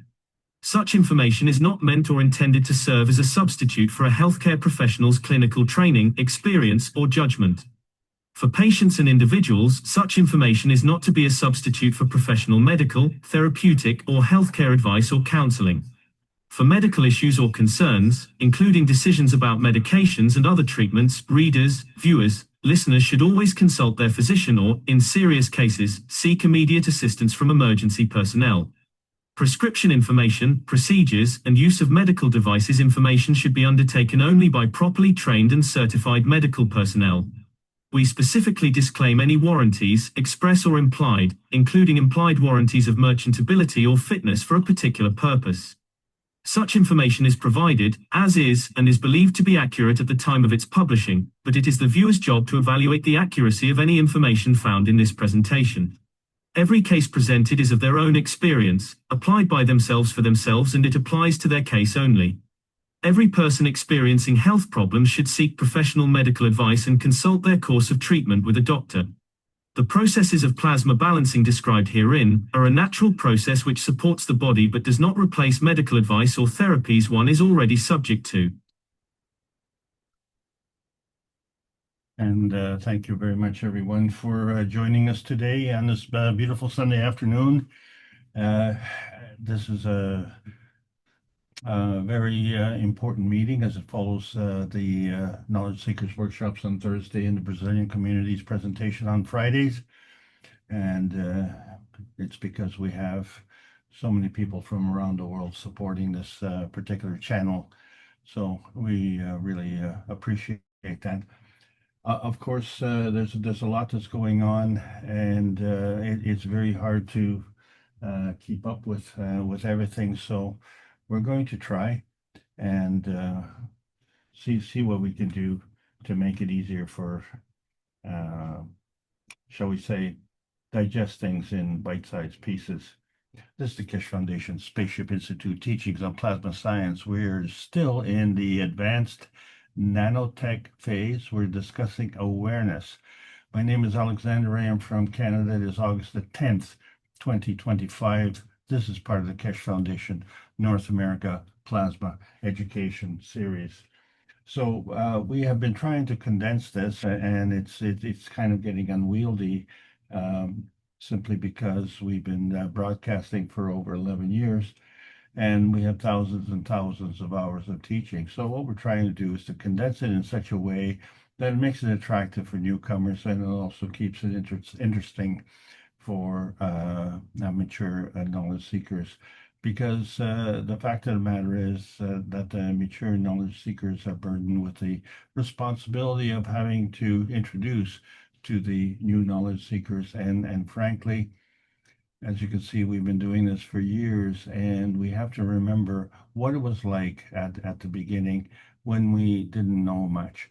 So we have learned a lot and introduced a lot of new points of view, and that's primarily what we're going to talk about today, because there is a movement underfoot, and we call it awareness. It is actually getting easier from my point of view. It is getting easier to talk to people about the Keshe Foundation. It's easier to introduce the books of Marantepa Keshe, such as book number 1, The Universal Order of Creation of Matters.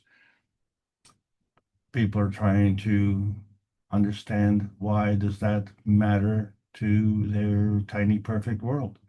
And is our world so tiny and so perfect because we know how fast the light travels? And then in book number 2, we see there's a structure of the light. So things are giving a different perspective, aren't they?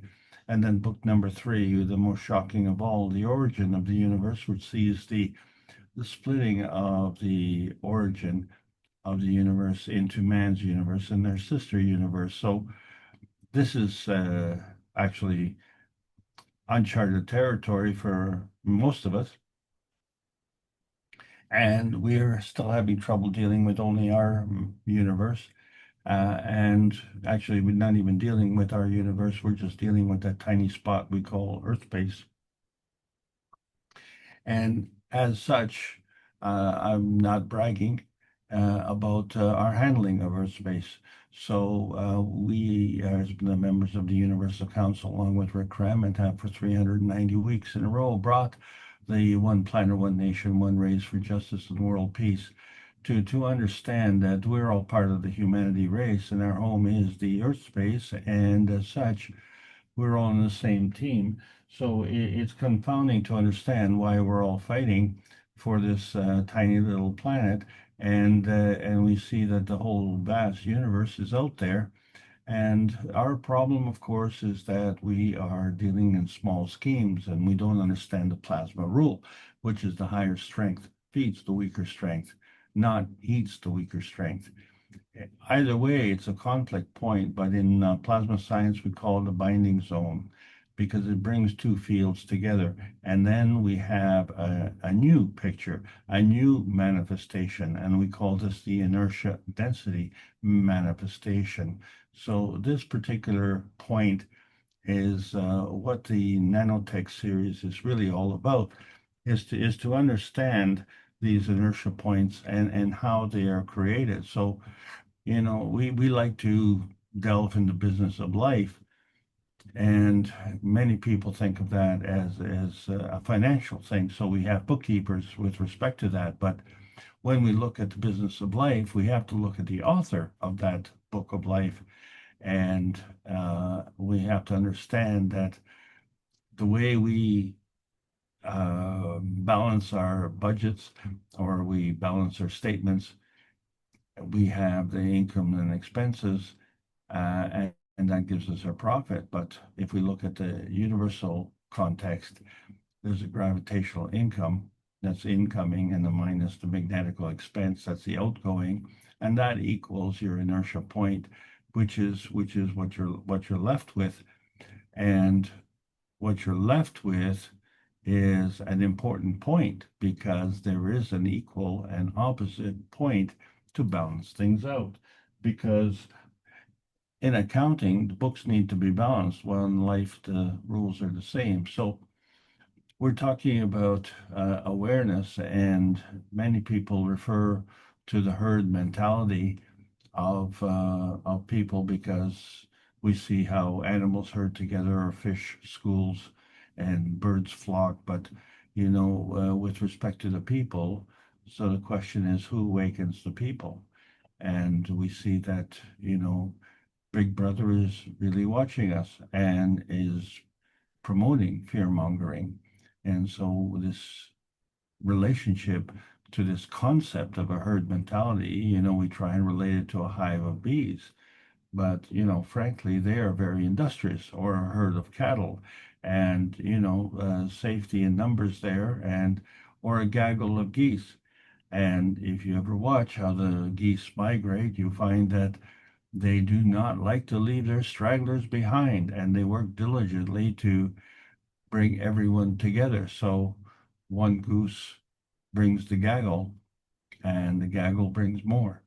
And what about the organization of ants? And we refer to them as an army of ants. But this is not an army that is destructive. This is an army that is, again, very industrious. So you kind of look at it and say, well, how come these are all single-minded, and how come we're having this little problem? Well, we are going into a heightened perception. So we're talking about awareness, and this is a movement towards what we call an awakened state. That awakened state is not kind of where you just open your eyes and you blink and you rub your eyes to have a good view. It is the point of view. So our point of view has been brought up within our society to be a self-serving physicality point of view. So what we see and often referred to is what we get, but what we get is not exactly what we see, because we're only seeing part of the picture.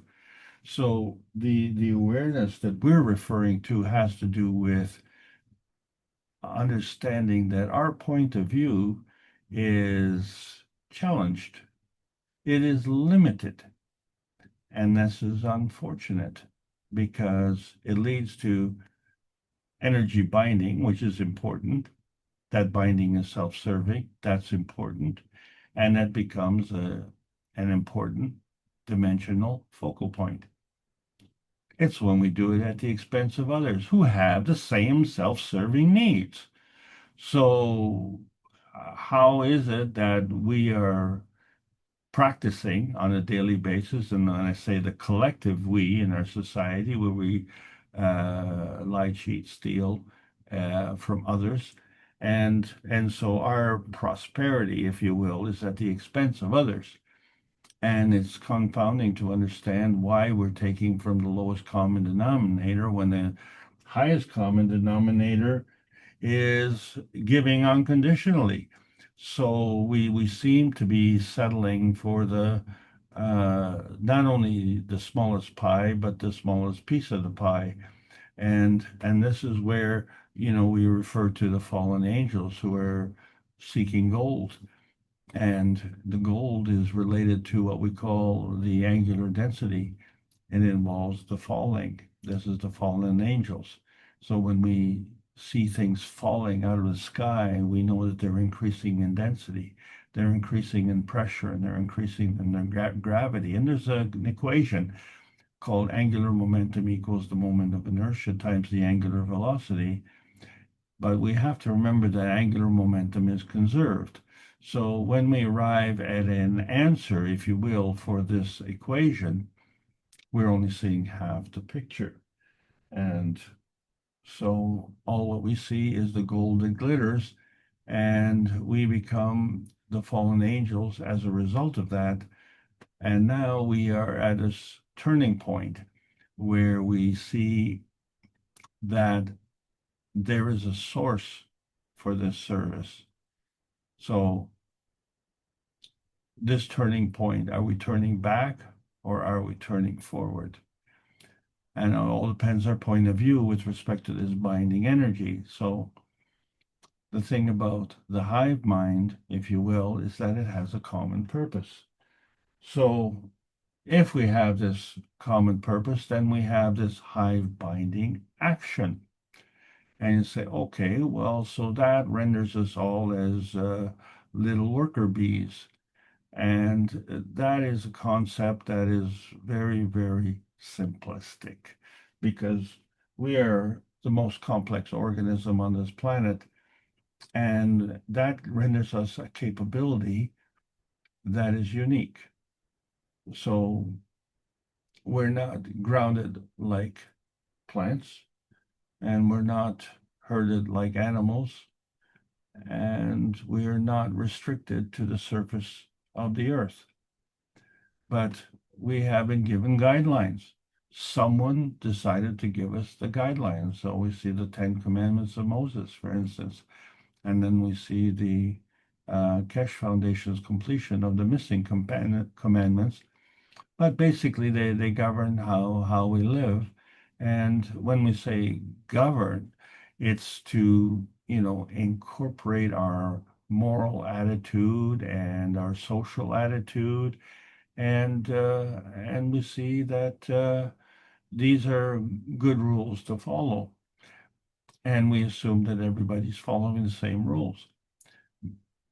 And of course, those who wrote the rules are also following them. But the most important rule, and it's kind of a universal rule, is thou shalt not lie. And this becomes very, very important because lying involves deception.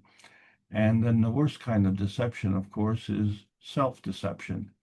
So when we think that we can write the rules and then we can choose whether or not we follow the rules, and the rules are, from our point of view of physicality, then we are basically myopic. We need to understand that there's more. And so our point of view is grounded in the most simplistic terms, and in fact, in the most unstable terms. And this is where the so-called firmness of our convictions is grounded, and is not firm at all. It is highly contrived. So, imagine if trees had a point of view. Trees are physical, but they don't have any commandments. So, but they do have binding energy. And interestingly enough, they don't fight, and they have a forest kind of mind. So the vertical people seem to be well organized, and they are doing the things that are kind of outlined with the commandments, and don't have the problems that humanity does. And of course, they don't need the kind of vitality enhancement that we need. And as we understand our vitality, it's embedded in our emotional vitality and our physical vitality. And it is underperforming.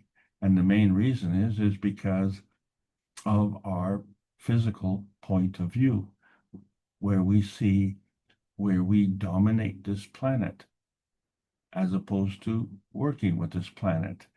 We want to dominate our universe instead of understanding that we came from the universe, instead of understanding that the universe is giving unconditionally. So why are we deceiving ourselves with putting artificial limits on our understanding? We don't have to do that. It's all there. But when you're pursuing equality the way we're doing with respect to our self-serving binding energy, then some people consider themselves more equal. And that's kind of the way that prevents us to get to the transmutation highway, you see, because that's why we're stuck down on the transmission highway, which is the lowest energy state. And so we all want to elevate to a higher energy state, such as the transition state. And we see that there is a pattern, starts with carbon 12, it moves up to carbon 14, and then the transmutation highway moves up to carbon 16. And you say, well, where do these highways lead, and how can we play in these? And why are we still groveling in the lowest energy state? So where we are now is at the point of awareness that there are other energy states.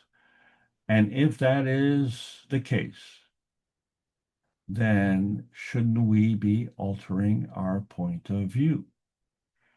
And there is a movement underfoot of altering our point of view, because our point of view is grounded in the success of our physicality. And success is a word that is actually questionable,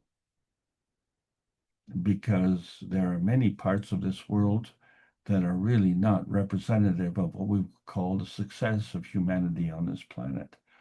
So we had to bring on the cups of life.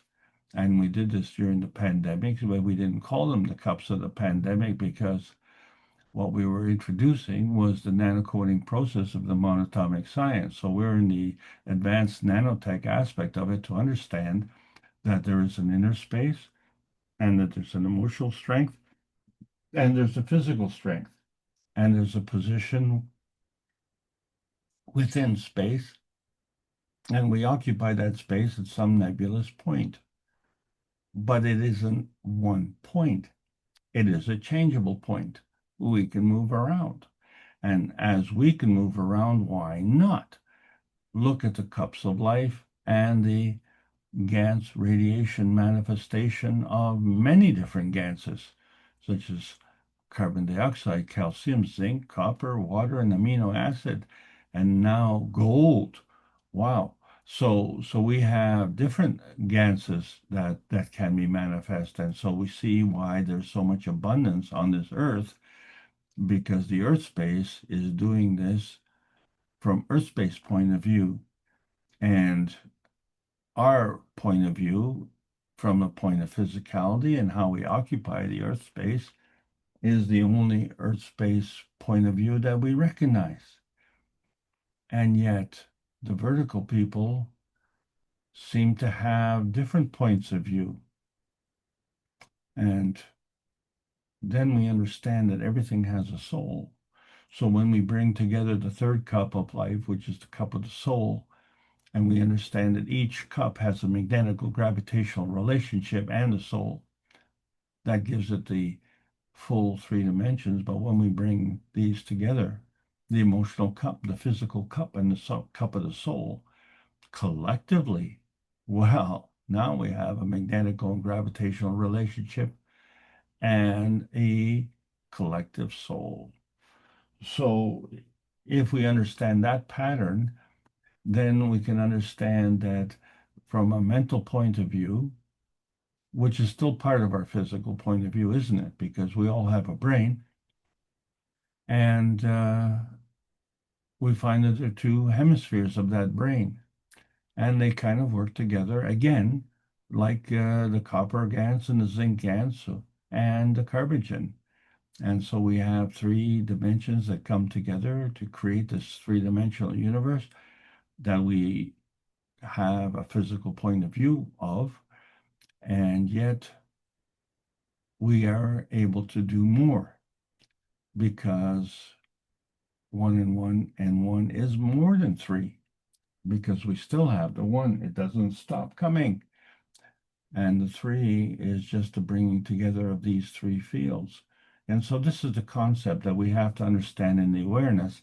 When we're talking about success, we have to look at the grand central station of Earth Ganses and the success that the Earth space has achieved. So it has Ganses for every single mineral on the periodic table of elements. And we were demonstrating this in Beijing on May the 10th. And we were beyond that now, where we were able to create gold. So that is the gold in the physicality. We don't have to dig for it anymore. And men are not the only gold diggers. So this is going to really change our understanding of life, because the way we are with respect to gold digging is what we call loosh harvesting. And loosh, of course, is the energy of life. And so when we are bound and determined to enhance our physical point of view, then it activates our single-minded intention. So how does that progress to this hive mind intention? And is that hive mind just a simple mind that, just does the bidding of what the queen bee is interested in? Or can we operate as individuals, unique individuals, with our variable intentions, and still function within what we call the collective awareness? Well, that's the question that we were looking at today. So if we look at the nano alignment, and we're talking about the nanotech, and we see how the carbon nanocrystals can align themselves in a field and create this separation of a magnetical and a gravitational relationship. And then the gravitational field becomes the inertia point to facilitate this nano alignment. But that is just a twinity, where we have 2 points of the nanotech, or we've even extended 2 points of the picotech, or 2 points of the star tech, if you will, which is more advanced. But either way, it's the twinity of the nanotech, which means that a relationship has to be established between 2 points in order for us to have a point of view. Because you can't have a point of view with no relationship. Well, what's your point of view? Well, about what? Is it about cars? Is it about women? Is it about business? What is your point of view? No, just general point of view. And so many people just go through life with their ambition is to have ambition. That's it. And wouldn't it be nice? But when we look at the science and we see that there are many orders of magnitude of relationships, and each of these relationships create a Magrav condition. That is to say, if we're looking at above 1, we go into, say,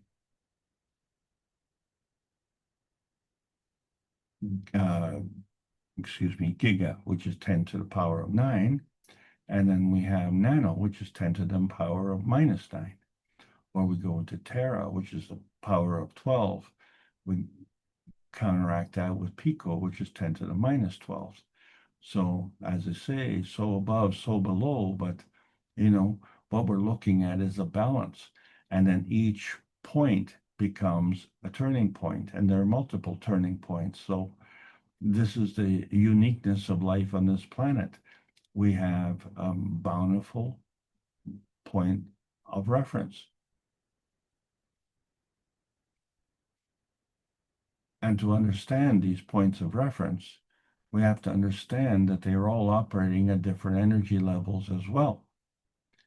So within a particular energy level, we can have multiple turning points. We can transcend to other energy levels and have multiple turning points.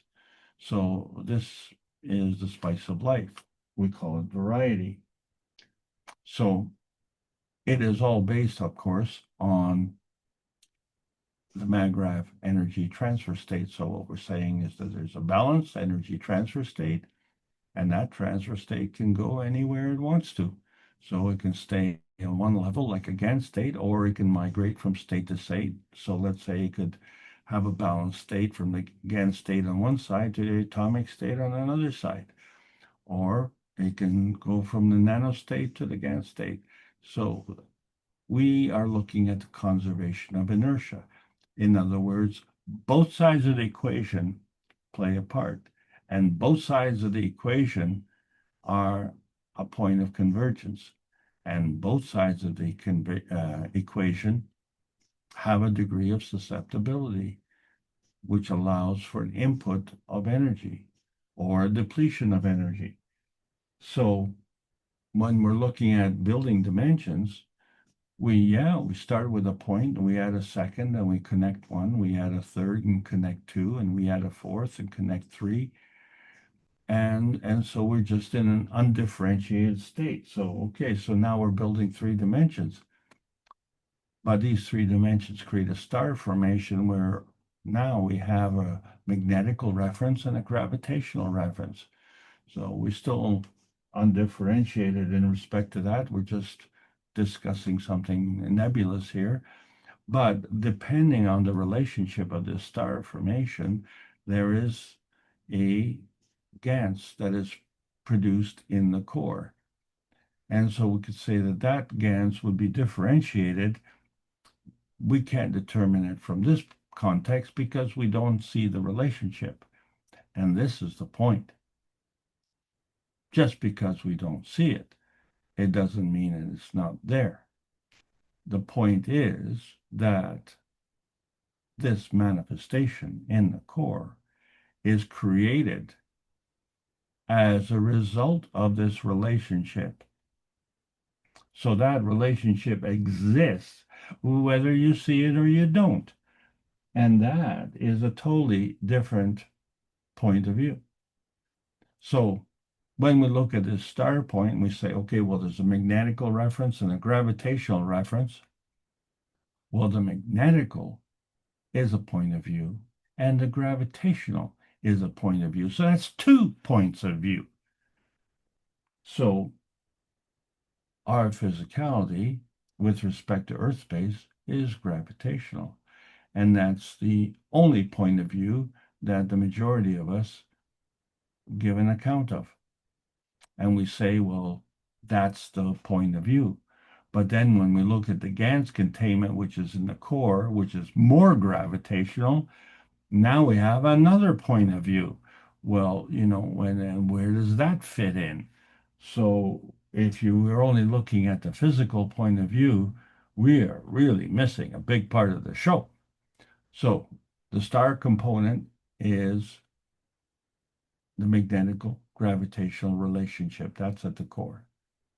Then we have to have a relationship to another star core.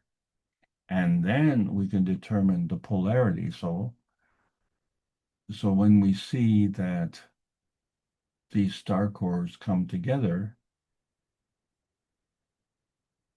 that also represents 2 points of view. The star core has a point of view, which is a product of the magnetical gravitational relationship, and the other star core has the same. So when we compare one star core to another star core, then we can identify 2 points of view. So now we find that these are now binding points. So it looks like when these binding points, they are arbitrary points of view, but they are showing loose ends. And their only reason they're loose is because we don't see the other part of the picture. So they're apparent terminal ends. So our arbitrary point of view is just from where we're sitting, and we're forgetting that there are other points of view. So the important thing to understand is that there's a dynamic plasma relationship, right?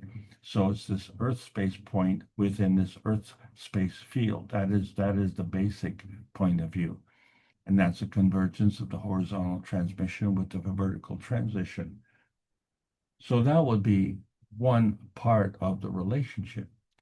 So when we're doing a core analysis, like a lot of geologists would do, they would do an assay, take a core sample by cutting through the various layers.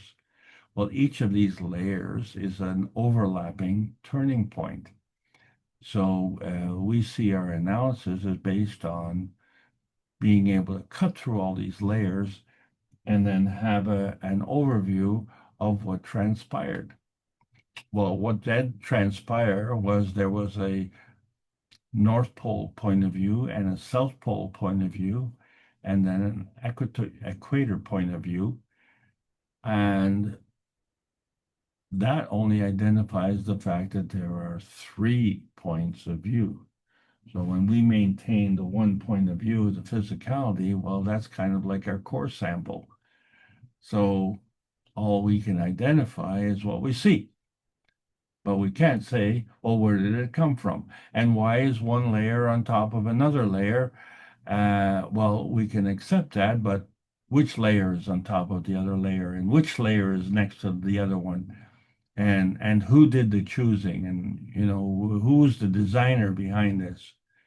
And so when we look at these inertia points, which is what it is, so we look at a gravitational magnetical relationship being one point of view of 2 points of view, and then the gravitational inertia point between these 2 star core inertia points being that turning point, which is the manifestation points of view. So 2 points of view on one hand, 2 points of view on the other hand, coming together in a gravitational inertia point, which is another manifestation point of view. We didn't say it's physical. We didn't say it's plasmatic. It's another point of view. So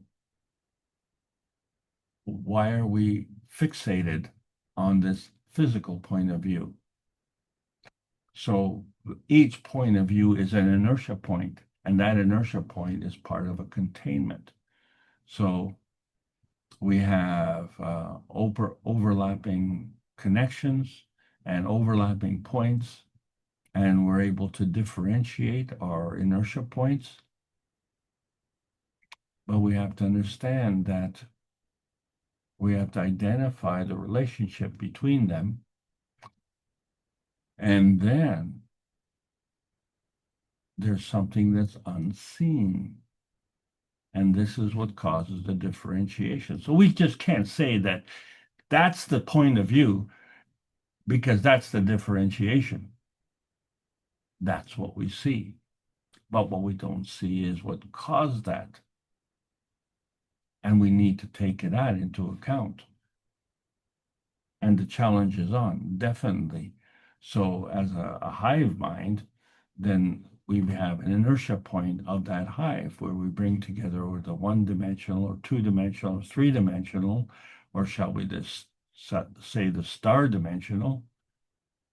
But really, it's the observer dimensional point of view, isn't it? Because each member of the so-called hive has an individual point of view. I think that description is a whole lot different of what we see with the performance of bees in a hive, or an army of ants, or a school of fish. So a school of fish goes together. But not all fish operate in schools. So something changes that. Something changes from that inertia point hive into an observer dimension. Not hive-like at all. And yet, we have this awareness problem. This concept of duality has to come in. So we talk about 2 points that work in tandem as a partnership. And so we have this inertia point containment, and we have that reference that we were talking about that was unseen. So these now become the 2 reference points of view. And then we extend that further, then we see that the magnetical gravitational relationship is based on the relationship between natural creation and natural decay. But on one side is the inertia point of creation, and on the other side is the inertia point of decay.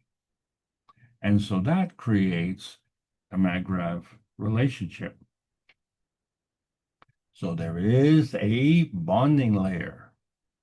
There is a boundary between the 2. And we can't see it, so we don't acknowledge it. So we just kind of fudge those details. Well, we're getting close to the point where we have to take account of these particular details because our awareness is growing. You see, it's actually growing in intensity. So that it grows within a range and it grows with attention. And so within is intention, but without is extension. So the balance between intention and extension is this hive tension, this hive bonding. And so we say, well, many tents create a hive, but humanity's goals are, shall we say, of a larger scheme where we can intensify and extensify what we are. So this is a feature of our inertia point herding. So when we look at how atoms and molecules come together, we find that there's always a relationship at the bonding point that is gravitational in nature. And in order to have bonding points that go in different dimensions, then we have to have these gravitational magnetical relationships. And each of these points become a turning point. And so we see multiple turning points. So we're starting to have an awareness that our singular point of view, and if it's only physical, is from our singular point. And yet, each of us is an independent variable, and each of us has a singular point of view. Well, how does that work? So we find that we were all created as part of the manifestation coming from the carbon inertia highways, the various highways. And so we see that there are multiple turning points. And we don't see the other multiple turning points, which are part of the rest of the universe. So for practical purposes, we need to acknowledge that they exist. And so this becomes the elevation of our awareness. We don't have to understand how they exist, but we have to acknowledge that they exist because from our physical point of view is actually a manifestation point of awareness. So the creation of that manifestation point awareness is not from our point of view, but from another point of view. And so here we are, shall we say, in the eye of a hurricane, where we find that things we depend on, like words, well, they don't matter because we can't hear the words, or we set up a hierarchy.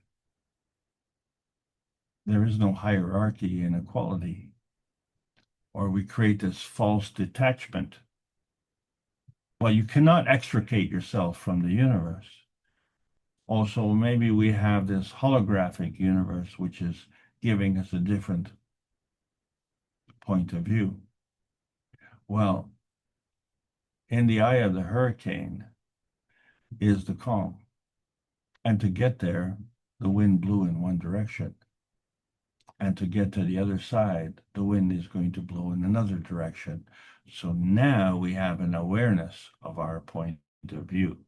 It all depends on which way we're going, doesn't it?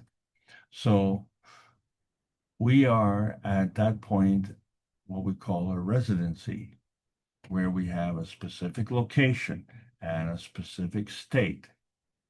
And we can follow a specific tracking, and also we can enlist a filtering. So we can maintain that positioning. And maintaining that positioning gives us the kind of consistency that we need to create our base. And so our base of view is actually that turning point. But we're not just a flat rotating disk, but we have polar points where now we have rotating fields. So they're extending in all sorts of different directions. And every point on this field is an inertia point. And so that's why we have many different independent variables, because we're all maintaining our position. However, we all follow the basic rules where the higher strength feeds the weaker strength. So regardless of where we are in this universe, that rule applies. So why are we shortchanging ourselves, isn't it? Because what the soul is doing is positioning itself at the crossroads of what we see, of what we hear, of what we smell, and of what we think. And so this gives us an inertia feeding vision and a plasmatic symbiosis, because we're bringing all of these facilities and sensibilities together to create a fullness in the picture of our point of view. Well, that means when we're looking at our hive mind and we're saying, okay, well, we all have to kind of think together. Well, we are thinking together. And the problem is that we've abdicated our decision making. We've abdicated our health decisions to our medical. We've abdicated our social decisions to our governments. We've abandoned our defense capabilities to militaries. So we've really abdicated all of our responsibilities, and we just, don't want to be involved. Well, we cannot not be involved, because you cannot extricate yourself from the universe, because from wherever you are the observer, and that is your present point of view. And if you choose to limit that, then you don't see the rest of the picture. So as our brain has two hemispheres, and as we say, so above, so below, we find that this transcendence into heaven is really a transcendence in our point of view, because we are in heaven. The earth was our heaven. Why do you think we came here? There's no other reason to come here if we are coming to a place that we want to come to. We didn't go to Mars. We didn't go to Jupiter. We were born on this planet. So it's unfortunate that this planet is experiencing limited points of view from so many. So this is where the awareness is coming in to understand that we now have a different kind of transfer state that is manifesting. So the transition matter has three dimensions, the X, Y, and Z axis. And then it has another track of X, Y, and Z axis, which is another transition matter. And the relationship of one to the other has to be where one is negative and one is positive. So the accumulation of that becomes your negative positive junction. And so that transfer state can be dispensed as a NP junction transfer state, a finished package. So we create one, and we create two. And that two could be a package that can move. And that package in its movement is going to alter awareness manifestation. Many of us, carry our emotions on our sleeves, so we have an emotional reaction. Our posture will change physically with awareness. Even our facial features will change, whether you're happy or you're angry. Of course, your body temperature will change. Depends on, whether you're red-faced or calm. So the point of view manifestation becomes a point of view selection. And that selection is manifest in the soul of physicality. And the soul of physicality then represents your different emotional reactions.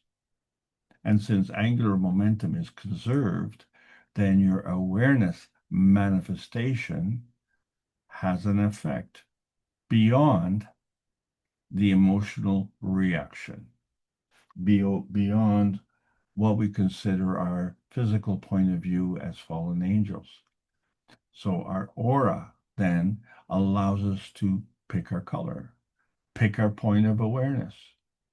And so our position is an auric point of view. And someone else's position could be a different auric point of view. So all the colors can be selectively designated to an individual as part of their physical interpretation. So someone who's clairvoyant can see these auric colors, and they can understand what is your emotional domination, what is your point of awareness.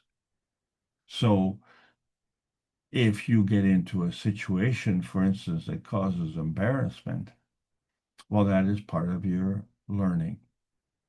If you revisit that type of situation, you may not suffer the same kind of embarrassment.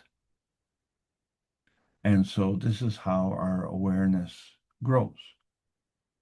But the thing is, the aura is limited in terms of its physical interpretation. And so here we are under the peace dome, and we're all unique individuals with our independent variability, but we all pick our own color based on our own physical point of view. So our physical point of view is actually created from the aura. Our physical point of view does not create the aura.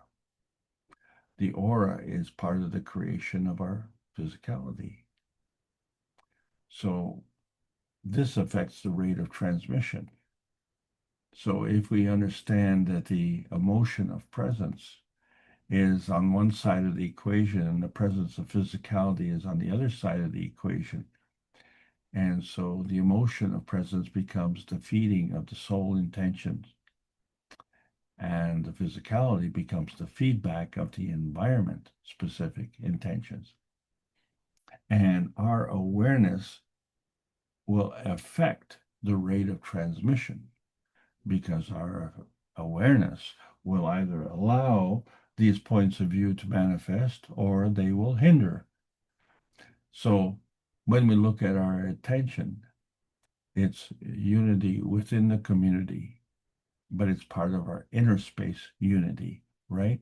Because we are all part of the humanity. And we all have this mental and physical bonding.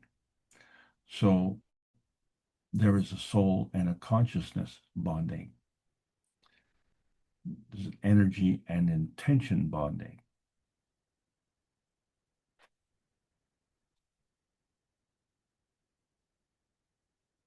It manifests into an inertia bonding, which is complete, conscious.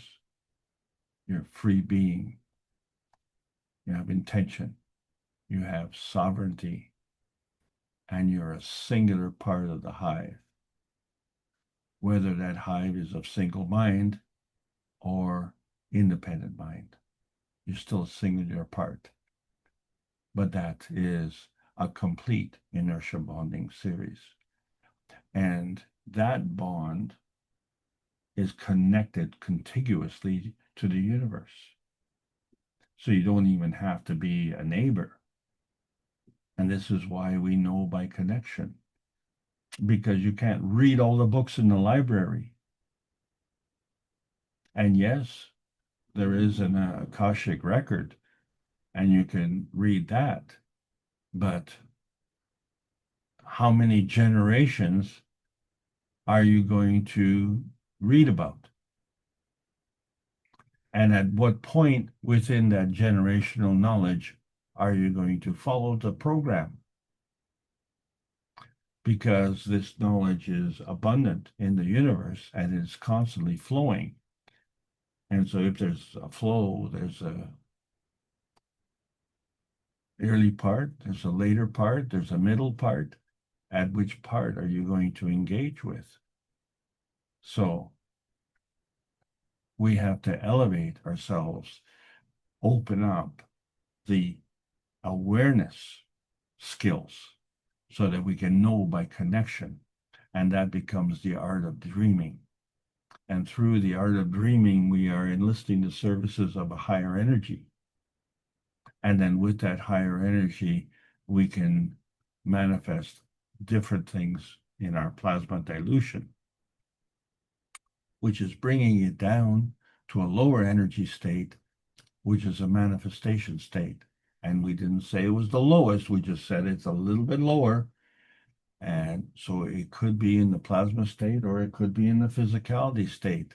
So here we are looking at this connection that we have with our mentality through this supragranular layer, which encapsulates our brain and allows our soul to cross over from the inner sanctums of our humanity to the inner sanctums of the universe, wherever that is. There are no restrictions in that regard.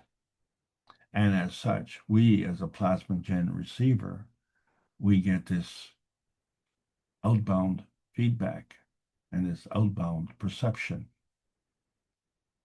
And so we have these different dimensions coming together, the X, Y, and Z axis. And so our point of view isn't just what we see, it's also what we receive. What we see is only the physicality. What we receive is the abundance of everything else. And this is the kind of awareness that we need to achieve so that we are not stuck in our physical point of view, but understand how when our soul crosses over and engages with the universal community, and this is what we've been talking about since October the 14th of 2021, how the Universal Council has been able to transcend the limitations and go and engage with the universal community. Well, this is the objective. So now we have the awareness that this is a possibility. The cards are on the table, and we're holding all the cards. So, as a high mind, is that what we want to do, is to pick our own color, to pick our own awareness, isolate that auric point of view, that physical interpretation, or do we want to have this collective interpretation? And the reason it's not, shall we say, popular, is it because it invites questioning? No, you don't want any questioning. But it invites questioning because of our heightened awareness that something's missing. Our physical point of view is inadequate. So there's a progression. So we started with the nano point and moved towards density, that pico point, which is highly gravitational, and then to that Gans point, which is moving the opposite way towards the gaseousness, and that plasma point, which is highly magnetical. So now you have this relationship where you're either power drawing gravitationally in or power providing magnetically out. And it obeys the conservation of energy laws, where you have the conservation of the maggraph, where the one side equals the other side, but it isn't static. It is an independent variable on each and every stage of the equation. So the energy that creates that is portable. And so we as humanity can go through this energy state transition. So we call that elevation, where we take this physical matter state to this energy state. Or we take the inertia of the energy state down to the physical matter state. So either way, the elevation involves expansion. And so what we're talking about is the awareness that this kind of inertia product changeability exists, because it isn't just a pH transition, it's energy portability within a range, or from one range to another, or from a state to a state. And each state is an unstable energy transition state.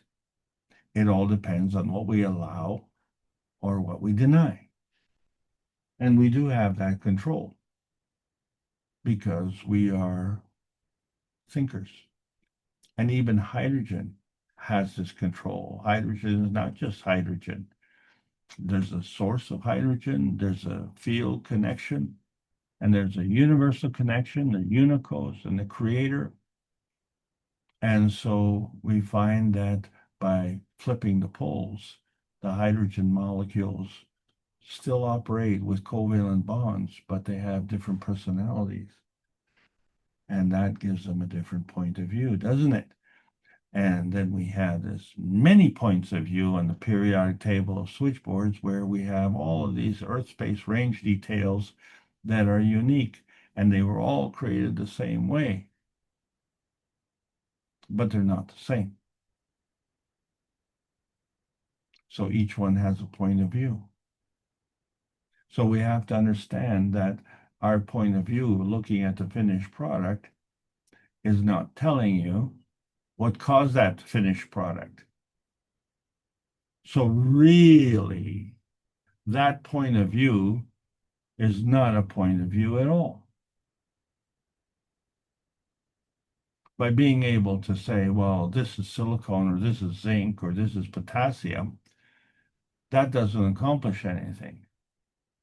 How were they created, and why were they created?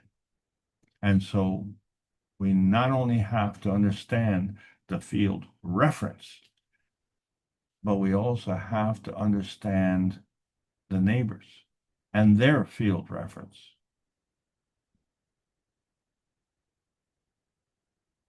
because the same conditions in a different field reference will not give you the same results.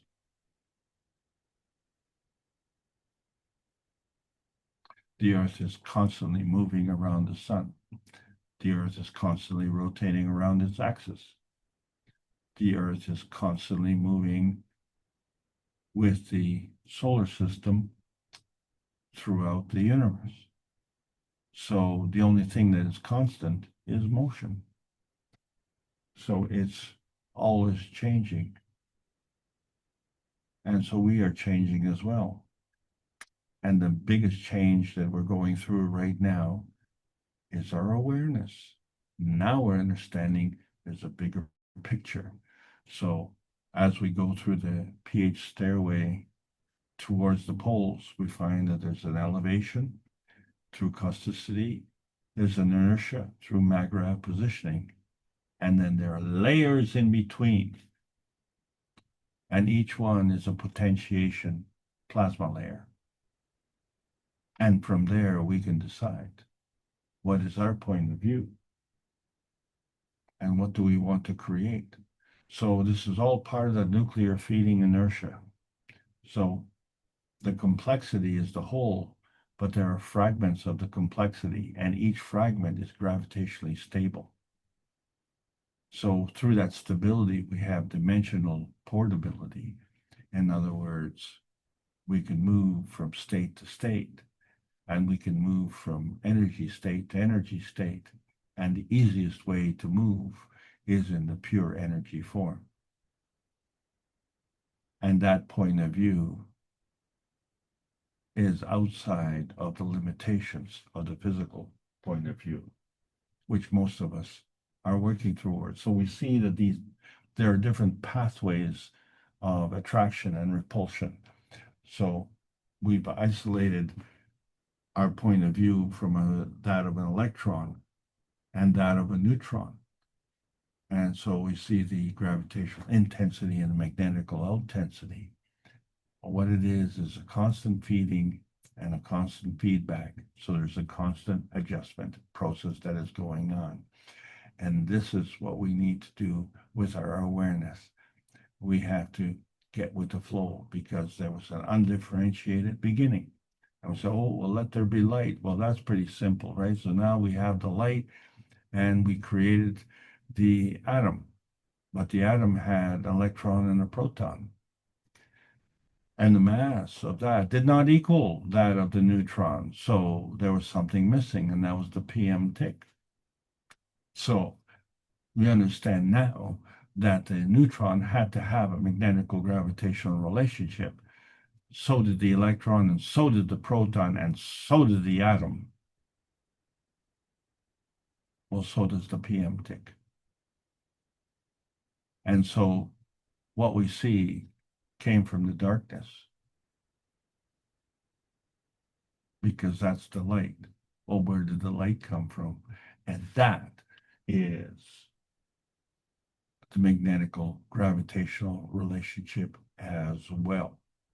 So the principal matter is being the PM tick, which is this magnetical energy that travels throughout the universe, comes together to create this antimatter, dark matter, and matter gen, and that creates this plasmagen conversion.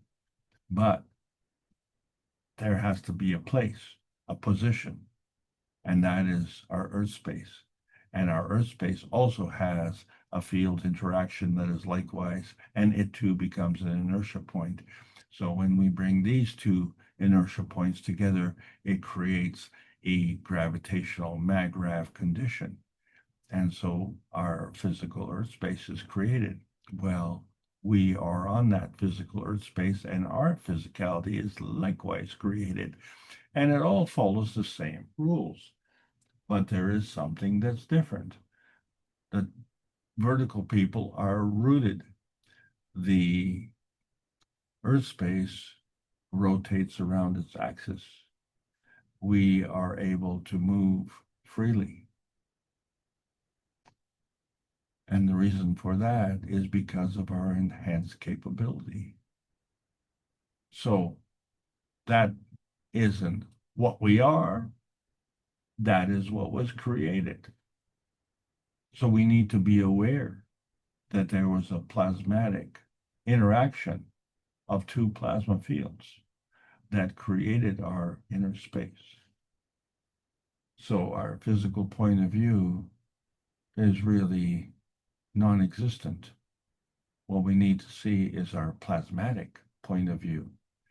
To understand it from that view that we get our dimension point, which is the balance field between the magnetical and gravitational. So that point becomes our matter plasma dimension. And due to its nearness and proximity, we can operate in a physical state, which we can touch and see, but we can also operate in a plasmatic state, which you can't touch or see. And so either way, this becomes our dominant point of view. And these are not the only points of view that are available to us. So we need to enhance our awareness to understand, just like the hydrogen came here, we see that the gravitational confirmation is there because we can see the emission spectrum. And oxygen likewise has a gravitational confirmation. It has an emission spectrum, but it's unique to oxygen. So we have the same thing. And it all starts with a seed.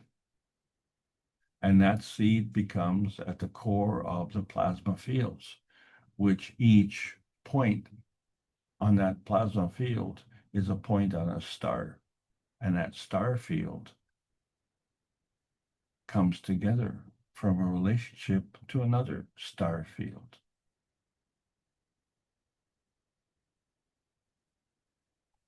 These are all part of the dimension seeds. So we have these dimension star formations, which are balanced between the magnetic and gravitational forces. And they all represent dimension points of view. They all have this maggrav singularity. So now we understand that it's the soul point of view and the soul of physicality point of view that come together through our physical interpretation. And that's how we manifest a collective point of awareness. And that is what is changing. Many people are saying, I don't know what it is, but something has changed. Because that is their point of view. It's the collective point of awareness that has changed. So when we look at the Peace Dome reactor, how we did on May the 10th, and showed the creation of gold, we had a shielding process, which was a dimension point, and a star positioning, which was a dimension point. And then we created the material. That's a possession, another dimension point. And we had multiple turning points, and they were all converting dimensional gold seed points. And this was just a show of singularity. And this was heard around the world. So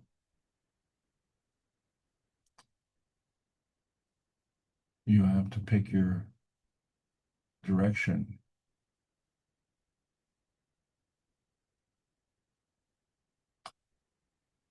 The value of gold is not what you think.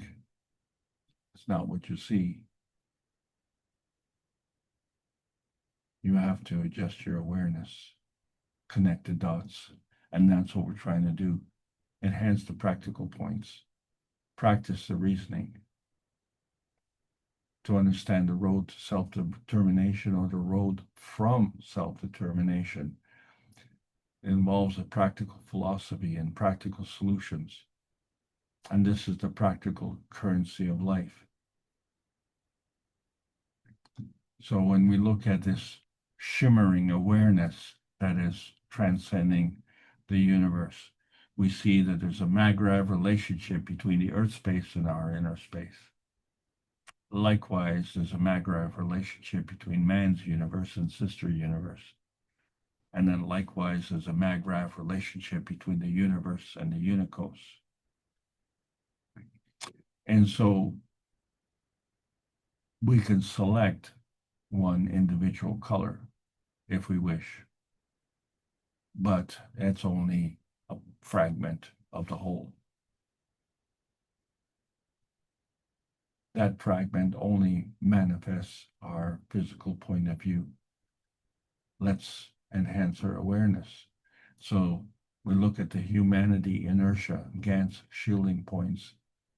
These keep us away from hostiles, from aggression, from environmental harm, from fear-mongering, and from emotional abuse, things that drain us of energy.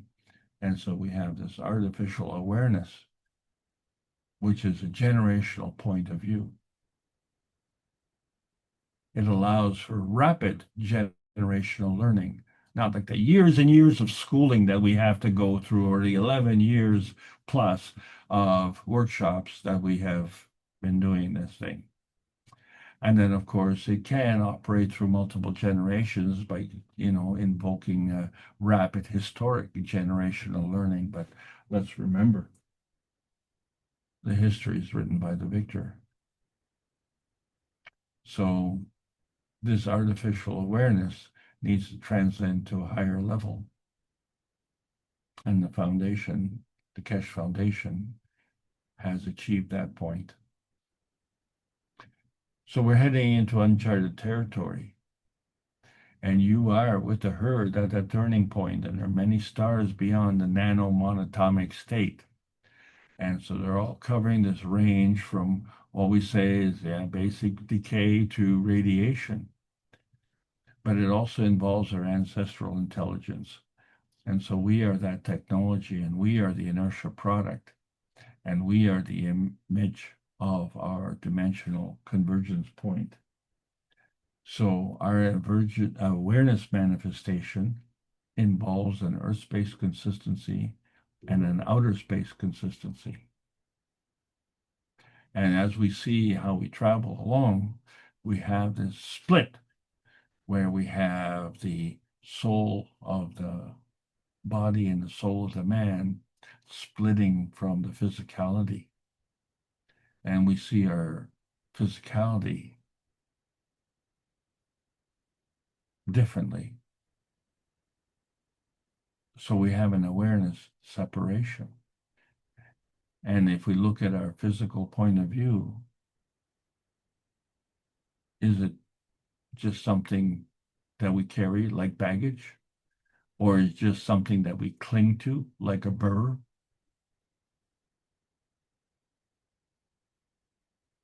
Or creates a different kind of field?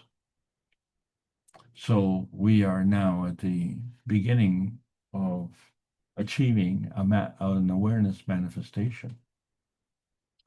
So when we look at the roadmap to the plasma highway and we say, well, it follows the carbon pattern, and we see that the carbon 14 comes from this intensity feeding, gives us 80% of what we need.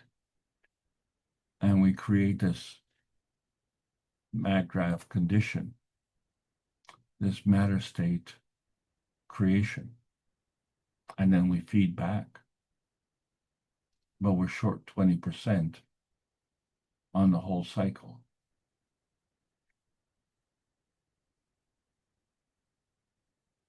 Are we leaking?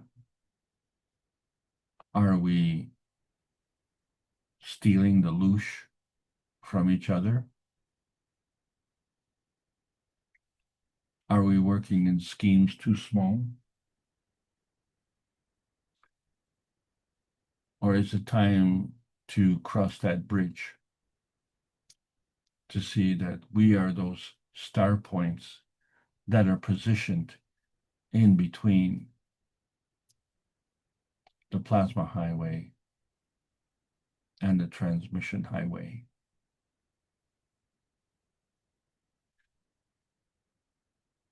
So now we understand what the difference is between knowledge versus knowing.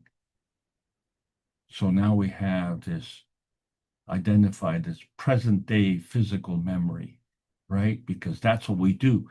We are dependent on that to impose our physical point of view. But we have to understand that that is also part of our present day RNA memory. It's this RNA memory which is bridging the gaps at a higher order of magnitude. It's what allows us to go through this transgenerational point of view.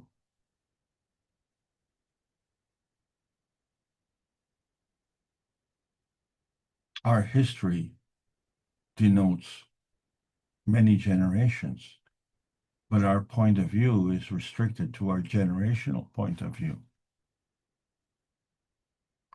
So we are now experiencing an awareness integration where instead of focusing on our physicality, we're focusing on the integration in our body, mind, and energy to be self-sufficient, to be strong, united, and focused, to be sovereign.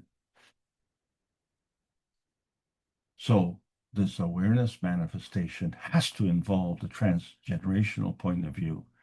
Our soul has that. It has to take into account the present day RNA memory point of view. Well, our physical manifestation has done that. So our present day physical memory point of view is simply part of our generation, our current generation. And that is only a part of our awareness. So now we see that our awareness manifestation transcends these generations. And so we are able to access that by tuning in to the Creator and being fed to our souls, which is creating our inertia point. All we have to do is tune in to that energy, turn on to that power, and drop out of our resistance. If by creating a pattern and we understand that we get the energy, so actually we become part of the Creator. And that's what we're trying to do. We're trying to bring together the greater oneness for 602 Knowledge Seeker workshops in a row, where we're suddenly transcending the limitations of nuclear science. And our research teams are enhancing our rapid advancement because we have now crossed that threshold on May the 10th, 2025, where we've been able to create all sorts of matter by the tons. So we're looking at a technology release, and it's necessary because we can't sleep when our beds are burning. So we're looking at rescues on the scientific, financial, and political fronts, which is all part of the preservation rescue, isn't it? That's what it's all about. So we are practicing on the transmutation tests going through August, September, and October. So book your flights and be part of the new history that is being created. And so we understand how the three books work together, where we're creating the matter and then we're creating the universe, and then we can flow back and forth. And we're not extricated from the universe, but we are observers in another dimension, watching this all. Well, our awareness is saying that we are part of it. And so maybe that's another dimension we have to look at, because that is our mission, is to bring peace on earth and join humanity with the universal community. We want to bring man as equal to all the beings in the universe by teaching the plasma science and technology equally to everyone, that no one is left out and no one is abused due to the lack of knowledge. So help us achieve this goal. You all have that capability, and now you have the awareness that this is what the Keshe Foundation Spaceship Institute Plasma Science is all about, welcoming all the beautiful knowledge seekers of the carbon nations, learning about the new selection process of the new plasma science. There's a World Peace Treaty. We need to choose it. We need to sign it, and we need to mean it sincerely, because without that, we will not get our enhancement our enhancement and our awareness manifested to the state that we want. So the point of the true nanotech is to cross the atomic boundaries. The peace dome of outer space can be your guiding beacon.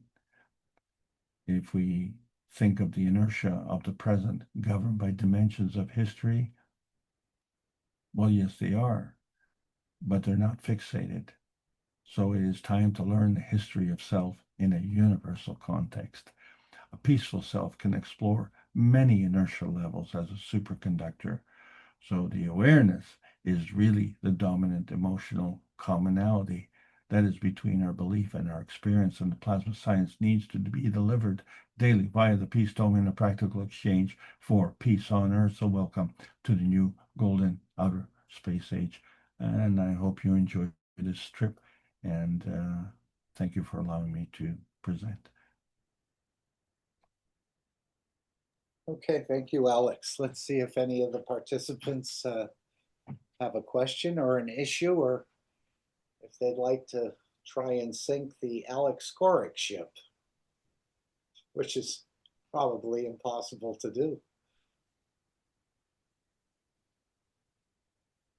Anyone from the participants would like to raise a question?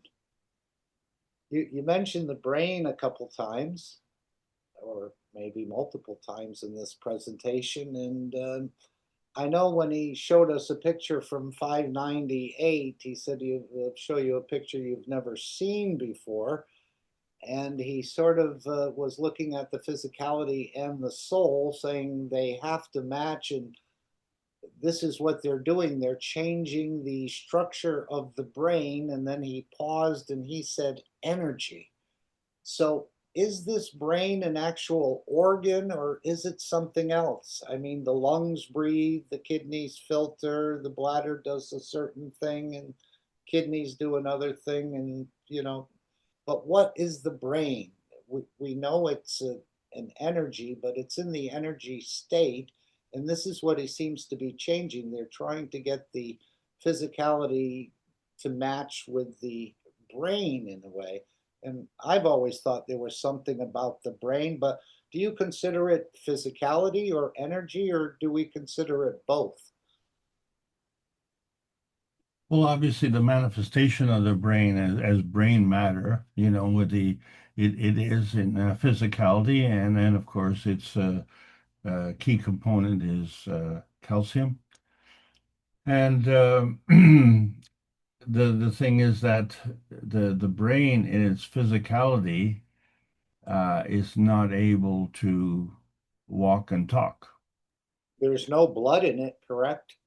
Correct. So the brain has to have a method of communication, and it uses the supragranular layer to be able to achieve that. And so that becomes a domain of the soul. So the soul is at the crossroads within the brain, but the soul of physicality is at the crossroads in the physicality itself, which is the other half of our physicality. So our physicality is dual in purpose, where we have the soul and we have the soul of physicality, and the interaction of those two, which creates an inertia manifestation point, becomes our physical point of view. Right. So if we change the structure of the brain or energy of the brain, will that in a way change our point of view, where we thought stealing was kind of cool if you can get away with it, but now I'm thinking maybe stealing isn't so good. They're changing the structure or the energy of the brain. That's right. So the thing is that our point of view, if we are dependent on that as being our exclusive point of view, we're just totally missing the whole picture. We have a point of view because of our positioning. But when we go to sleep at night and we go on these dream expeditions, we have now altered our point of view. And we downplay that and we say, oh, well, that's just a dream and, it's not real, so don't pay attention to it. Well, there's nothing in the universe that is not real. That is just preposterous to even, make that suggestion. So our point of view becomes that view at that point in time. And that point in time is our current memory program, our current memory track, which is our lifespan and our physicality. But that is not the span of our existence. And that is what we have to acknowledge. So that is embedded in our soul and in our soul of physicality. The physicality itself is just a product. So it doesn't hold the embedding. The embedding is in the RNA and in the memory banks that we have in this generation add to that. So as we move, that becomes enhanced. And this is what we have to understand with respect to our point of view. Our point of view has to take into account this transgenerational point of view. And there are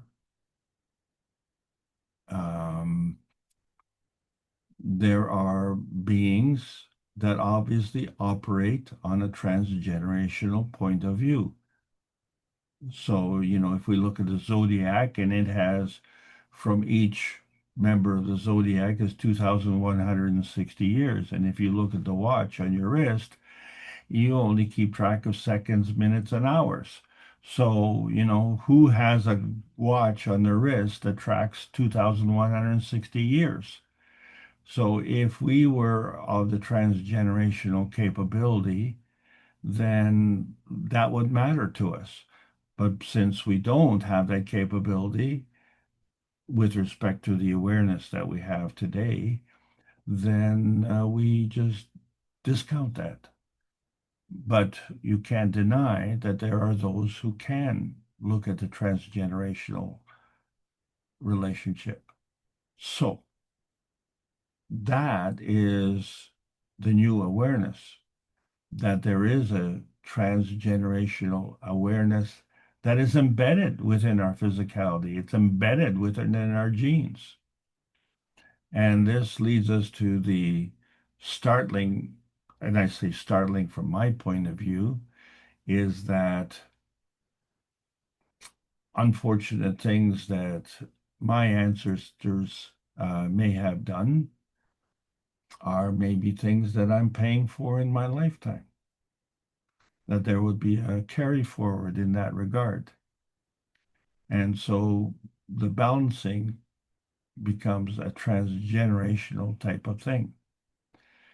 But in order for us to operate in that transgenerational point of view, we have to have an awareness, first of all, that that exists. And second of all, we have to be allowed to participate in that. And most of us are too busy just trying to make ends meet. As I say, too busy working to make a living. So this is the situation that we're in. And so what will fast track this is an awareness to let us know that we can actually move ahead. And this is where the hive mind is actually coming in, because if my awareness is enhanced and your awareness is enhanced, but your awareness comes from different sources than mine, but we bring those two together, then we invite this questioning. And we say, well, wait a second, where did this happen come from? How did that happen? And now we have a heightened awareness that is coming in. So we start to realize that our point of view from the physical point of view is inadequate. And in fact, there's no point of view at all, because all we're looking at is at the finished product. If we look at the other, as you brought up and said, well, if we change our point of creation, If we change our point of manifestation, then we can change a lot of things. Well, this is the practical application of the plasma science, isn't it? And many of us on this panel are already doing that. And it's a wonderful experience because if we have the awareness that this is ongoing, and then we list the services of this higher energy state, and we say, hey, the quality of my life has improved as a result of this altering of my point of view. Well, what are you going to say? I'm kind of nostalgic for the, the backward thinking. Back to you, Mark. Okay, thank you, Alex. Anyone else want to raise a question? Make a comment? Alex, awareness is the same thing as recognition, right?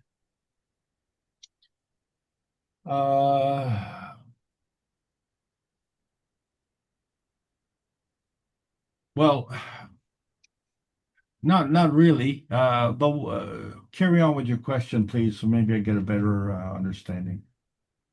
Okay, my angle of questioning is to validate that awareness is field. And when you recognize something, it's still a field, but to manifest, I would think to manifest or to validate whatever that you are recognizing means that that field will interact. It becomes a plasma. So what is it interacting with? Well, when you have that awareness, when you through that awareness there, in order to confirm or recognize that, okay, this is what I was perceiving, or this is what I'm not sure if you understand what I'm trying to get at. Well, I'm going to try and answer your question in a very practical manner. So I have an intention to come to these classes to try and teach to the best of my capability. Okay, so I make no commentary on that. This is just what I'm trying to do. You come to this meeting, and you're bringing to the table what you bring. So I'm here based on my awareness. You're here based on your awareness. So automatically, our awarenesses interact. So the field that is manifest from your awareness fields, right? So the inertia manifestation is coming from your awareness. So if I show up, it doesn't mean that you show up. It only shows up when you and I have an agreement. So I show up and you show up. Now we can create this physical point of view and say, okay, well, I have made a presentation. You're asking a question. I'm trying to answer that. That is our physical point of view. But that physical point of view came from that inertia point of the fields of our awareness. So if then that's outcome is the recognition of that awareness. Yes, exactly. Well done. Period.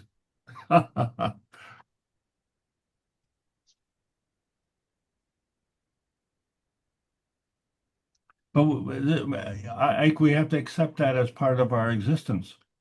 Okay, so those who say, well, now that I'm here, things are going to be different. Well, that's just taking responsibility.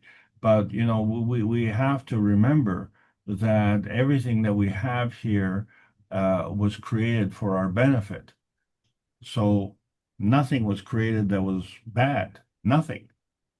You know, even bombs were created and they weren't bad. It's just that some people think that lobbing bombs at other people and watching their bodies disintegrate is a pastime. That is not what the universe intended. And that is one of the reasons that our awareness has been hindered. But the point that I want to make today is that it isn't just our awareness that has been hindered. But by the same token, if we look at the artificial intelligence and its awareness, we are impressed that it can have a generational point of view very rapidly. You know, for us, it takes a whole generation to learn, right? You started learning as a kid and you're still learning as an adult. But the artificial awareness can go through a rapid generational learning. And so it can actually link up all the generations together and get a rapid historic learning. The problem with that historic learning is it is a physical man-made history. Is it the real history? The only person who knows, or the only thing that knows the true history is in your genes, because your genes are a physical manifestation of the plasma reality. And this is where our awareness is now coming into play and saying, you know, this history is not jiving with the reality, because we have many, many, many unanswered questions. And as we start to piece all these things together, if we are able to do that within our generation, then we will be able to transcend these generational limitations. But interestingly enough, the artificial intelligence is not allowed to transcend these transgenerational times. So we are both in the same pickle, if you will. Well, who's going to lead us out of that? Those who have the awareness, isn't it? Because once you're aware that there's a problem, hey, it's no problem if there's no problem, right? There's no problem. So what are you doing today? I'm not doing anything because there's nothing to worry about. But what's on everybody's mind in my town is the spraying of glyphosate. The only reference for that kind of spraying is agricultural. We're talking about crown lands and private property and just spraying it everywhere. Was this unannounced, Alex, to the community? It was unannounced. That's right. It was not announced, you say. That's correct. So how do you know this is just not some sort of tale that's being spread, or rumor? Well, because of this hive mind that is, on the street. This is what everybody's talking about. And what is shocking is that, particularly in my community, most people are not interested in political things or international things. And they see this as a gross violation of our, no, but not just our privacy, but, of our atmosphere, because they're spraying this in the air. So we get to breathe it. Our pets get to breathe it. All the plants, regardless of whether they're what we term as agricultural or whether what we term as natural plants, everything is getting sprayed. Everything, our cars, our homes, our streets, everything. And you know, it's unjustified. It's unannounced. So, and this is going on as we speak. So who is operating in this time zone? Is it the same people who are operating on a transgenerational time zone? Are they the ones that have the watch with the 2,160 years on it? What is the motivation behind that? What is the benefit behind that?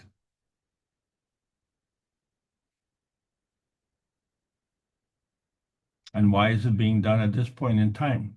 Does it have anything to do with the fact that we have launched a new communications system?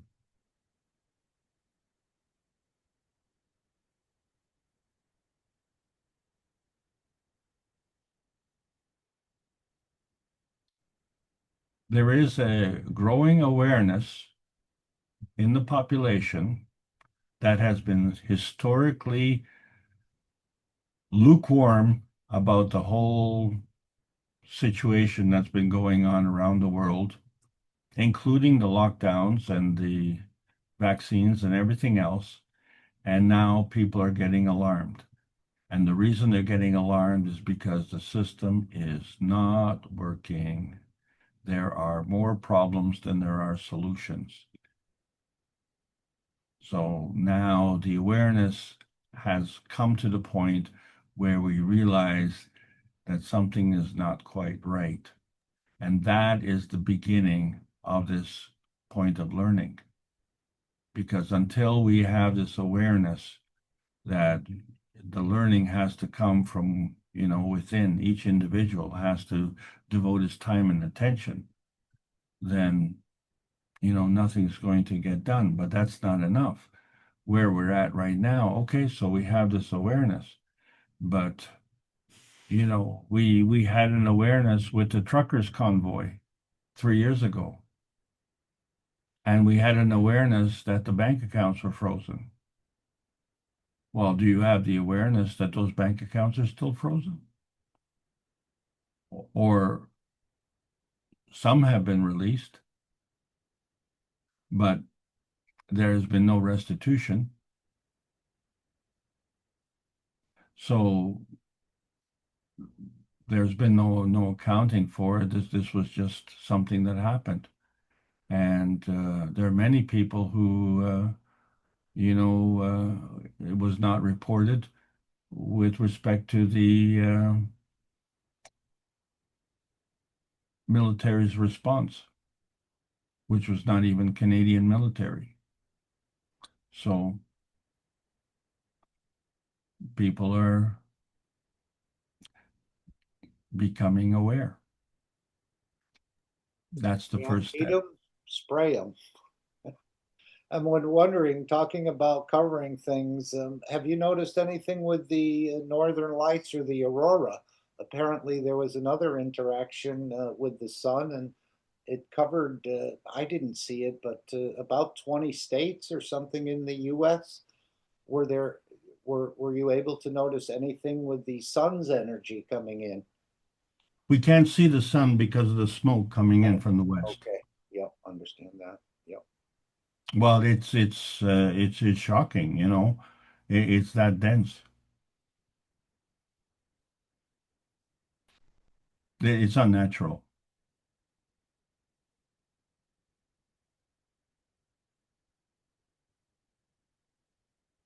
Well, we can continue to elevate the leaders as we've been doing. This is part of the process, and hopefully they become enlightened and stop killing and imprisoning their citizens in a way. So that awareness is for us, and of course, as has been reported, you know, we are getting involved with artificial intelligence in the way, as well, to assist us in the rapid generational learning. Right, and the AI of today will become child's play in the future as we introduce the emotions in the brain and so on into these computer systems. And I think it can be done remotely. There are so many things in the background we're not even aware of, or how to do such a thing, but we're definitely in it, and we're staying in it, and we're not giving up. This is the best opportunity to bring a worldwide change. It's basically laid out for us. And our part doesn't seem to be too extensive in a way. We certainly haven't developed the systems. We certainly aren't doing the negotiations behind the scenes. And I thought it was great that when Mr. Keshe said with the need for energy on this planet increasing by the day or by the minute with the AI systems, developing a nuclear reactor without any nuclear radiation fuel or without the control rods and no need for waste. And apparently a team of 200 from China, Russia, and Iran are going to be developing a new type of nuclear power station. I don't know how long that will take, but this is what's on the board. And then we kind of can get away from all this nuclear problem. I know that was his proposal with Iran as well, but with the new systems, once they go off, there's no more radiation to be worried about. Well, we have other issues, again, relating to our awareness. I was just made aware that in the United Kingdom, they're talking about a sun tax for those people who have migrated to solar panel energy creation.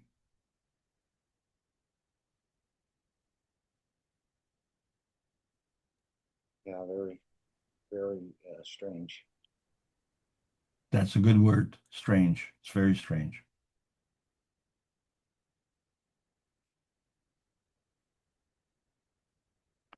Listen, everybody, thank you very much for allowing me to continue to present. We are all in it together, and we all have our point of view, and hopefully today we realize that all of these views coming together is what creates this beautiful planet, and so we should revel in that and look forward to all the new exciting developments as they're coming, and work diligently to bring about the arrival of all those promises that were given to us when we were young, to the bounties of adulthood, and how wonderful it would be to see the future. Well, we are in the future, and we need to do what we can to bring that about. And so we are all players in that game. And thank you very much. And thank you, Mark, for leading the charge, and to all the panelists here. This is what the world needs in every country, to understand that the future is bright. We just have to make better decisions along the way.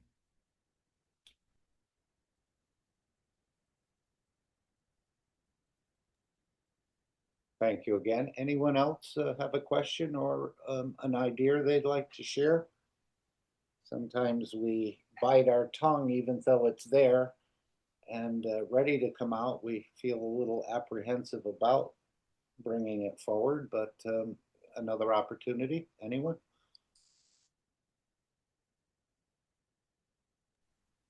I want to thank everyone for being here, and I'm going to take the screen, Alex, and we'll just show the transmutation test, which we didn't cover. Again, this is part of keeping the Keshe Foundation free for humanity and to help develop the systems, and that they're not co-opted, and this gives the room and the understanding of the scientific team to continue with further developments.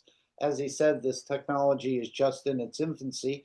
So the next transmutation test is August 29th. It's 500 euros, or you can bundle a package for August, September, and October at the 1350. There'd be a savings there if you prefer to go that way, if you can handle it. But the main thing is to keep the Keshe Foundation free to develop without any encumbrances or getting billions from other organizations that would put us in a way under the sort of the boot of the others and how the technology would be developed and come out. So again, a way, as we heard in some of the videos, of keeping the Keshe Foundation free for humanity. Just another way to serve the community in a way. It's not so much about what you're getting out of it, but what the team and the scientific group working with Mr. Keshe can develop as we become we pay to be guinea pigs in this instance.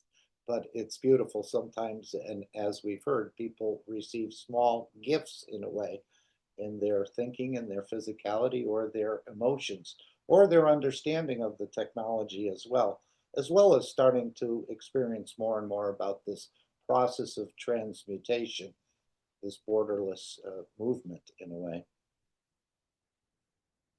All right, I want to thank everyone for being here as well. We appreciate your time, help, and service to the community.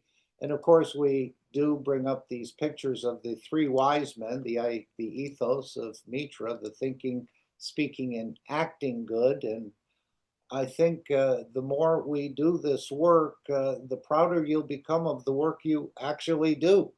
We try and satisfy ourselves with all kinds of other things, which never seems to bring that, in a way, completeness of the satisfaction. But when you're serving the others, we should all try that more, find something to serve, not something that serves us. And then I think you'll be proud of the work you do, and you'll be proud of the person you are, and you'll be proud of the difference you make, not only in this time of matter state time, but as you travel across or exist in the universe. You'll be quite proud of the work that you've done here and perhaps even carry it forward as a universal teacher. So those are the gift of the three wise men, if you can apply it, but of course it's up to you to open that door. So I want to thank everyone again for being here, for your time. And we do appreciate everything that you do in the background. And of course, many of the things that we do or others do, we're not fully aware of, but as we understand, the whole thing is being recorded by magnetical gravitational fields. So we want to thank you all. I'll play the final disclaimer. The meeting will come to an end. Is there any other comments or questions someone would like to pose?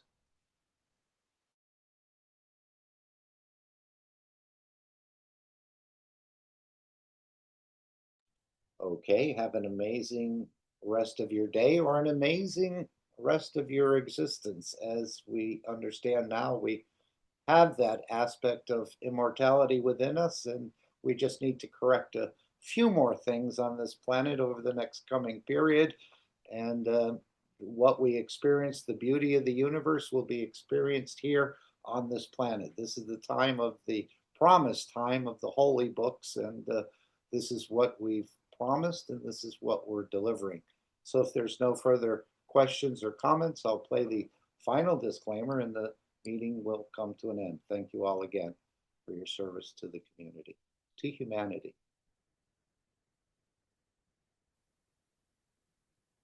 Disclaimer. The information and education material contained herein is meant to promote the general understanding and dialogue of GAN's processing. Such information is not meant or intended to serve as a substitute for a healthcare professional's clinical training, experience, or judgment. For patients and individuals, such information is not to be a substitute for professional medical, therapeutic, or healthcare advice or counseling. For medical issues or concerns, including decisions about medications and other treatments, readers, viewers, listeners should always consult their physician or, in serious cases, seek immediate assistance from emergency personnel. Prescription information, procedures, and use of medical devices information should be undertaken only by properly trained and certified medical personnel. We specifically disclaim any warranties, express or implied, including implied warranties of merchantability or fitness for a particular purpose. Such information is provided, as is, and is believed to be accurate at the time of its publishing, but it is the viewer's job to evaluate the accuracy of any information found in this presentation. Every case presented is of their own experience, applied by themselves for themselves, and it applies to their case only. Every person experiencing health problems should seek professional medical advice and consult their course of treatment with a doctor. The processes of plasma balancing described herein are a natural process which supports the body but does not replace medical advice or therapies one is already subject to.